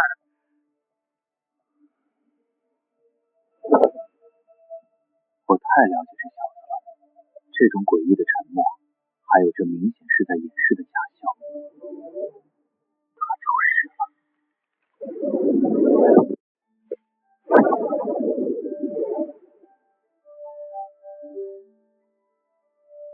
准备要赶我走了吗？不是赶你走，是送你去仙剑宗。2日后，你随慕容清明同行，路上安全。到了那边，真勇不会接应你，遇到麻烦直接找他。知道了。那你呢？我不急，没突破玄光境之前，我就在这里猥琐发育，至少2年。这储物金珠我淘汰不用了，虽然等级不高，但里面空间还行。送你了，全当是帮你补刀磨龙的劳步费。送我礼物？你要是不喜欢，到了仙剑宗转交送给真永福也行，他那人倒是不挑。不行，这是我的，我收下了。女人真是奇怪的生物，一个淘汰的二手货，至于高兴成这样吗？诸位，魔龙已除，盘龙城的新生就在今日，而我慕容清明使命已达，是时候退位让贤了。这位是拯救了盘龙城的贾道友的表弟，琉璃境强者。从今日起，他便是盘龙城的新主。承蒙诸位厚爱，我吴某人初来乍到，只只求与诸位同心协计，若有异心者，杀无赦。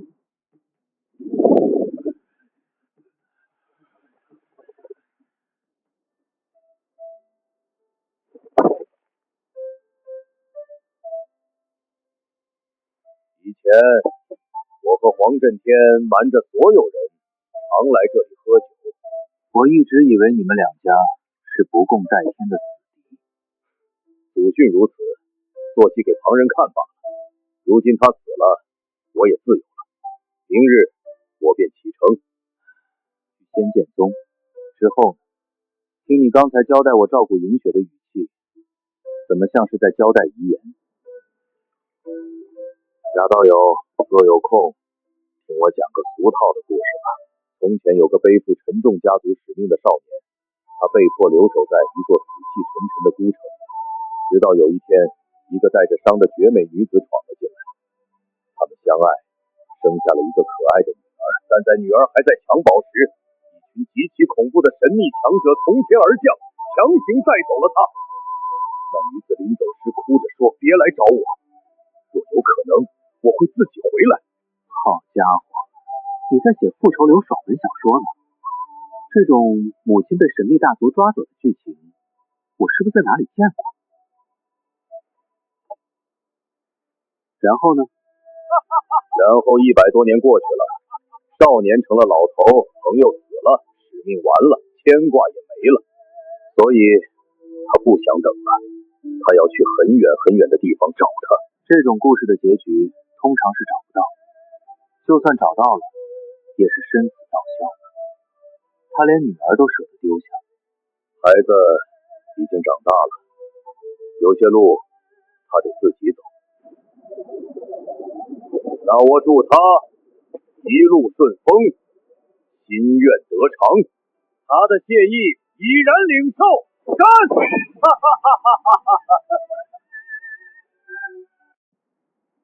徐姑娘，莫再回望了，已然远去，何必徒增惆怅？缘起缘灭，终有再见之时。你心中可是十分喜欢他？巧了，这小子城府极深，却又极重承诺，连我也开始喜欢他了。盘龙城的风暴已经平息，但在更高维度的修仙界，一场围绕权力和欲望的暗流才刚刚开始。安心去吧，这盘龙城的局，我来接着下。盘龙城魔族已清，物资供给恢复，资源闭环也该启动了。通过黄子胜和刘不得，从2大公会调提大宗仙药，我将其炼制成仙丹，再去兽幻塔换成兽元，最后用兽元抽出高阶宝物，卖掉换取更多的仙石。在这个弱肉强食的仙界，无数修士为了几年寿元拼死拼活，而陆清安这位真正的棋手，早已在偏远的小城搭建好了一套无声收割财富的工业化流水线，周而复始，每转一圈，我至少能白赚一件仙6品绝等宝物。但这事不能急，必须细水长流，为所发育。在突破玄光境之前，绝不能引起高层势力的注意。我到了天发宗了，已经和真永福见上面了。他之前传音时吞吞吐吐，你打算清楚了吗？他是不是遇到什么危及性命的麻烦了？麻烦倒是真有，不过他是太滋润了。他觉醒了一种特殊的体质，和他双修的人能加快修炼速度。现在他成了仙剑宗无数师姐的梦中情郎，天天被围堵。他跟我抱怨，现在看到女人就反胃。好家伙，我还以为他被追杀呢，感情是被师姐们追杀。这小子命怎么这么好？银雪呢？慕容清明见到他了吗？见到了，他抱着我哭了一整晚。不过他是真永福的师姐，师尊如今是圣灵境3层的高手，在宗门里地位很高，没人敢欺负他。既然你打探消息这么快，那你知不知道四路长老遇到了什么麻烦？这正是我要告诉你的大消息。四路新年有一个死敌，最近突然卷土重来，而且对方竟然联合了炼丹师总会的强者，直接杀到了仙剑宗。现在宗门里有数位太上长老和那个炼丹师交好，正在联手对自鲁施压。自鲁四处求援无门。炼丹师公会的强者，难怪自路那天带着人找上门时脸色那么难看。自路如今走投无路，除非他能立下不世之功，直接晋升为太上长老，否则绝对难逃一死。不世之功对自路来说，唯一能让他翻盘的东西就是这手里的搜魔大阵，但他如果把这东西拿回宗门，必然会暴露在那些太上长老和炼丹师强者的视野里，这是把火往身上引。青莹，你干得非常漂亮，继续留在仙剑宗充当情报站，务必注意安全。明白，10日后再联系。贾道友，我提前回盘龙城了，人命关天，我有10万火急之士求见。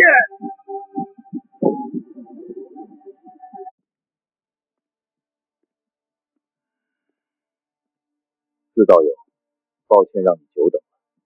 我费尽心血，这搜魔大阵的奥秘，我终究是无法破解。储物界里是退还的材料，以及我留下的一些理论手稿，或许龙老能借此参悟一二。这些日子让道友劳心费神了，可惜了，没有此阵，我怕是连仙剑宗长老的位子都保不住了。道友这是怎么了？可是发生了什么变化？我多年前的一个死敌，不仅从秘境里逃出来了，还找回了他的亲生父亲。那人是炼丹师公会总会里的一位9品仙级炼丹师。9品仙级炼丹师，这种级别的存在，平日里结交的都是寰宇境的绝世大佬，这就难怪了。人家根本不屑亲自对我动手，只是稍微动用了一下人脉。如今宗门内已有3位太上长老联手对我施压，我唯一的翻盘希望就是拿出搜魔大阵，立下大功，跃升太上长老。没想到道友这边也失败了，我真是倒霉透了。我也不想埋葬道友的希望，实在是我能力太弱，帮不了道友。罢了，我回宗门再想他吧。手稿我带走，这些材料就留给道友吧。告辞。此人虽是好人，但我不会因为你是好人，就把自己卷入9品炼丹师的杀局里。每个人都有自己的难关要过，靠他人渡劫，终不如自渡。为了不被卷入仙剑宗的政治漩涡，陆清安彻底放弃了成为仙剑宗长老的念头。他将自己封闭在盘龙城的地底，开启了长达5年的近乎疯狂的原始积累。这条流水线非常完美。1个月后，我的修为突破到了月霄境8层。半年后，我跨入了天眼境，但这还不够。仙界境界越高，突破越慢。我要继续闭关。这几年仙剑宗局势很紧张，自路长老一直在几位太上长老的夹缝中苦苦周旋，全靠另外2位交好的太上长老死保，才勉强稳住局面，但随时都有倾覆的危险。只要人还活着就行。你做的不错，继续留心仙剑宗的情报，在那边安心修炼，不用急着出头。遇到不能解决的麻烦，去找真用处。明白，我会继续留心的。春去秋来，5年岁月如白驹过隙。对仙人而言，5年不过是一次打盹，但对拥有无限资源闭环的陆清安来说，这是量变引发质变的神迹。玄荒境1层，5年苦修，终于跨过了这道浑水岭。以我现在的修为，仙级5品阵法师和炼丹师的属性，也该是不缺成分。3年，这5年亦是傀儡不辞辛劳的倒卖仙药，硬生生让我攒下了3年的寿元，这种积累，简直相当于我再杀了一条魔龙。3亿年寿元，如果不再受这低级兽魂法的限制，我可以直接换出一件寰宇境强者使用的仙9品宝物。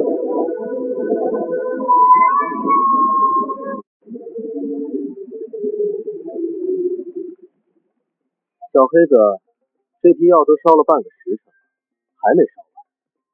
你这喷火的速度是不是慢了？主子，能否让我歇歇？我好歹是玄光境的纯血仙兽，你让我当锅炉工，我这一干就连续无休干了几年了。是谁4年前刚破壳的时候说脏活累活全部在话下，怎么样都行的？怎么现在连每天烧点仙药这点粗活都干不好？难不成要你家主人我亲自来干？4年前，陆清安在黑龙孵化前便强行种下了生死契约。他惊喜地发现，这头仙兽焚烧仙药产生的寿元，竟然能通过契约完美反哺给他。从此，他彻底解放了双手，每天只管修炼，过上了极其滋润的剥削者生活。这日子过得实在太舒服了，寿元也攒够了，真舍不得走出这舒适圈。要不再在这闭关修炼个几十年，然后再去仙剑宗。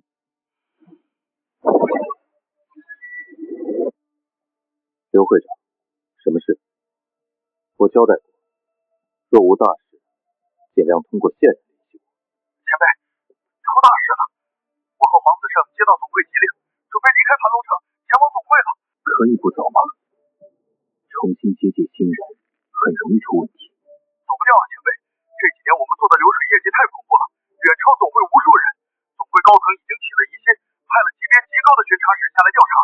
之前有何景明和公主和2位前辈压着，现在压不住了。2大工会终于注意到盘龙城的异常了。虽然我每次出货量不大，但5年积少成多，流水确实惊人。巡查使一到，很快就会顺藤摸瓜查到我头上。我知道了，你们去总会吧。关于我的事，能不说就不说，实在躲不过去，透露些许也无妨。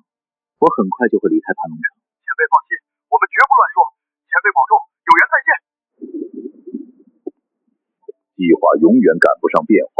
虽然原本打算多待几年，但陆清安向来有为突发情况做极限准备的习惯。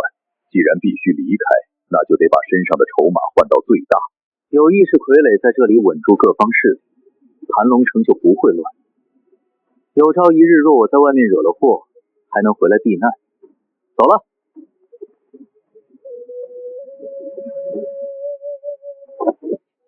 安哥，我有个天大的好消息要跟你说。什么好消息？是徐清莹，她觉醒了一种极强的体质，被我们仙剑宗的宗主看中了。宗主打算收她为亲传弟子，你知道吗？我们宗主以前可是从未收过亲传徒弟的。安哥，你听到了吧？你是不是担心她飞上枝头后会透露你的秘密？其实不用担心，这几年我跟她相处下来，发现她真的非常喜欢你。她可是个好姑娘，绝对靠得住。那个被我用淘汰法宝随便打发，当成排雷工具人的小丫头，竟然成了仙剑宗宗主唯一的亲传弟子。这际遇怎么比我这个开挂的还要离谱？我离开盘龙城了，不久后就会到仙剑宗。永福，我也有个好消息告诉你。什么？安哥你要来了，太好了！到了之后，我带你到处逛逛。仙剑宗我熟得很。逛街就算了，到了仙剑宗，你带我去办第一件事，找最高级的兽换塔。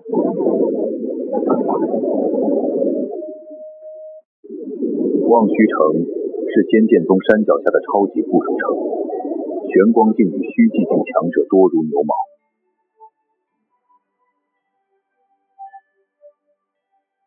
陆清安深知，在这里佩戴高阶面具遮掩气息，反而会沦为众矢之的。卸下所有伪装，展露自己玄光境1层的真实修为，才是这片汪洋大海中最完美的隐身术。你这家伙，这就是你的待客之道，让我等了这么久。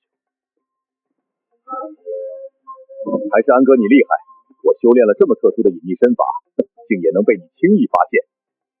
说吧，发生了什么事？发生了一点烦心事，被几个师姐发现了我，拦住我的去路。我使出了全身解数，才摆脱了他们。毕竟你肯定不喜欢被一群人围着，更不喜欢被美女围着。这小子觉醒了玄灵合璧体，和女修双修能互相促进成长。几年不见，他居然已经突破到了玄光境3层，这吃软饭的修炼速度确实天赋异禀。玄光境3层，这就是你几年的修炼成果吗？我天天忙着其他事情，也有玄光境1层，哪里能跟你比啊？安哥，你全能不说，天赋还吓人的很。争取尽快突破到琉璃境。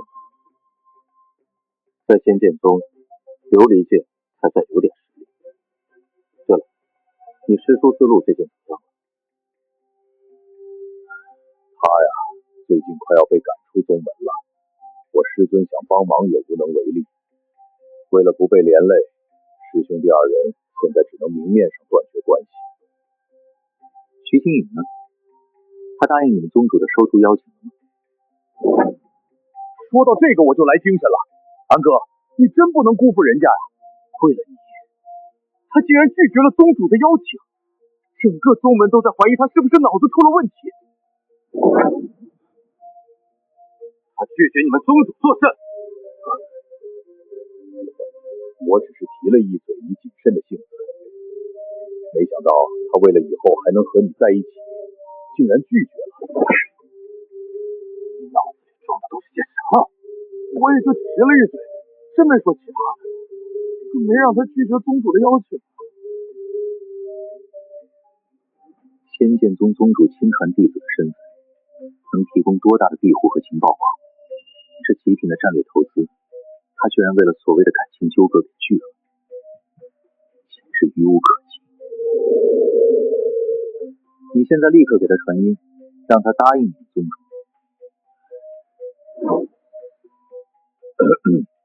徐清莹，安哥让我告诉你，赶紧去答应宗主的收徒邀约。怎么又让我答应了？等等，他是不是来了仙剑宗？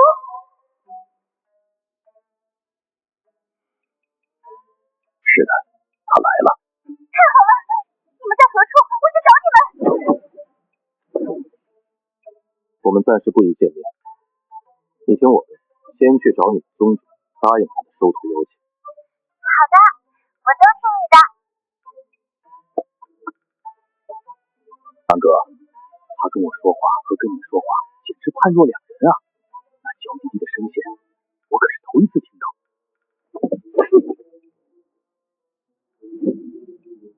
别整这死出，走吧，赶紧带我去兽幻塔一趟。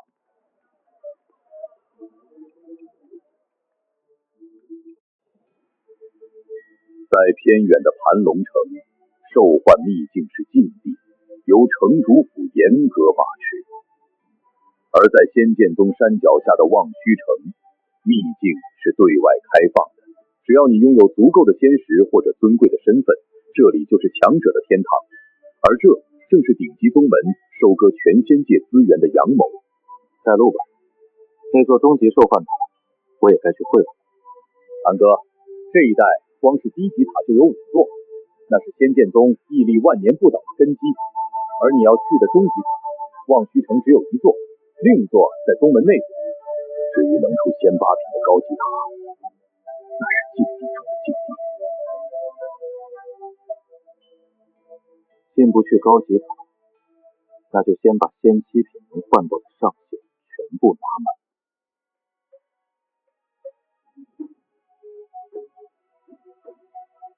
没有面具的遮掩，陆清安那平平无奇的修为，在强者如云的排队人群中，反而成了最好的伪装。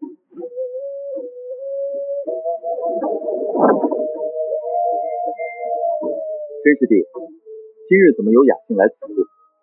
陪朋友来转转。王师兄，最近公差辛苦啊。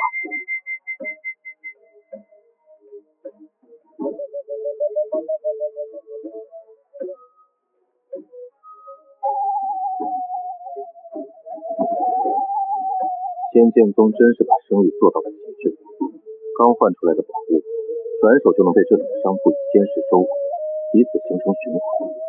可惜他们不知道这个循环里真正的议价规则掌握在谁手里。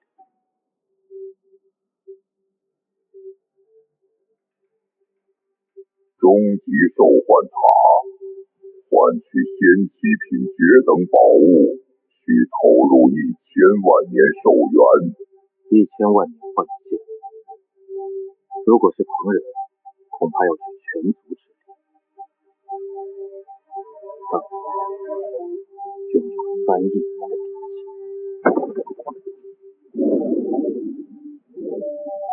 投入1亿年寿元，给我连续兑换10件。先7品决等飞船，防御航速均可硬扛圣灵境初期。有了这10件先7品神装，这仙界终于有一半的地方我可以大摇大摆的去。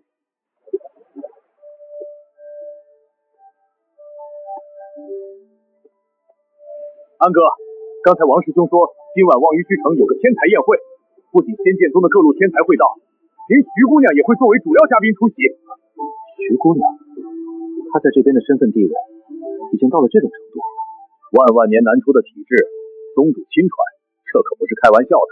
不过安哥，你要是不喜欢这种吵闹，我就替你推了。这宴会是谁发起的？是掌管宗门内那座高级兽幻塔的太上长老的独生女儿。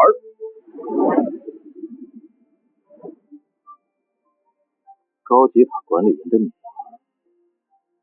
既然如此，这个宴会倒是真的非去不可。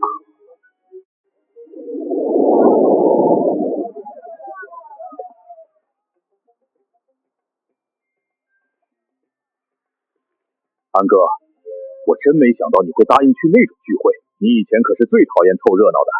如果是为了陪我才去，其实大可不必。放心吧，不就是个小聚会，又不是什么生死绝境。陆清安的自信有着极其严密的逻辑支撑，他如今浑身是先7品绝等宝物，防御力之强，连圣灵境巅峰强者都难以攻破。除非那所谓的天才聚会里凭空出现一尊仙剑宗屈指可数的寰宇境大能，并且他还把对方得罪死了，可这种微乎其微的概率显然不符合常理。哈哈，安哥，你这心态就对了，在仙界隐居避世并非明智之举，只会让自己停滞不前。我们兄弟俩必须多出去走走，肩并肩一起成为这仙界的顶尖强者。这是我拿命做宗门危险任务换来的仙5品玄灵丹，有价无市。咱们玄光镜吃一粒，1个月内连空气里的仙气都不用吸，体内会自动涌现精纯仙气，随时帮着稳固境界，提升修为。这玄灵丹正是我突破玄光镜后打算主炼的丹药。在盘桓城时，我就提前买好了5品仙级炼丹师的书籍，可惜那里工会等级太低，连丹方都没得卖。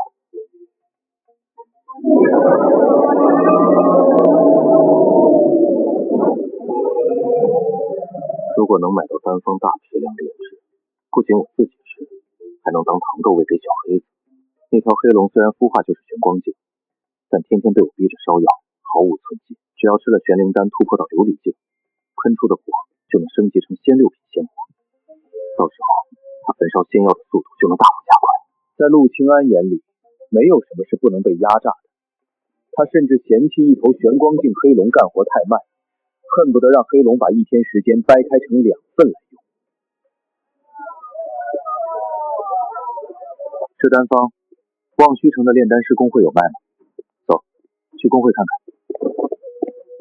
安哥，既然你打算在这边安顿，不如干脆加入仙剑宗吧。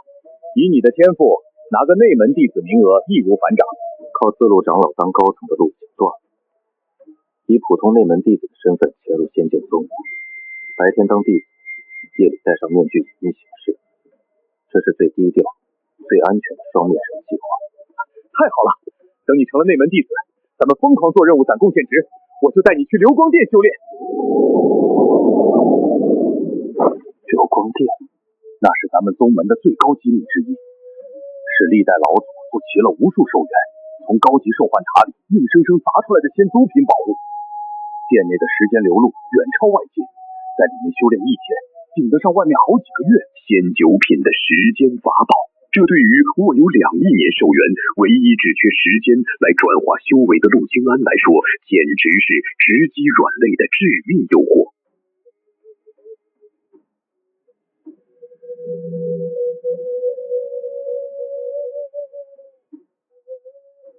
这望虚城的工会，最高品级的炼丹师是几品？仙8品。这里的会长就是，在咱们望虚城，那可是连仙剑宗宗主都要礼让3分的大人物。望虚城最顶尖的炼丹师才仙8品，而把自路长老逼入绝境的仇人，他父亲却是总会的仙9品炼丹师，难怪自路会毫无还手之力。这根本就是阶级上的降维打击。你连人家会长的品级都打听得这么清楚？没办法，谁让我师姐就在这工会里高就呢？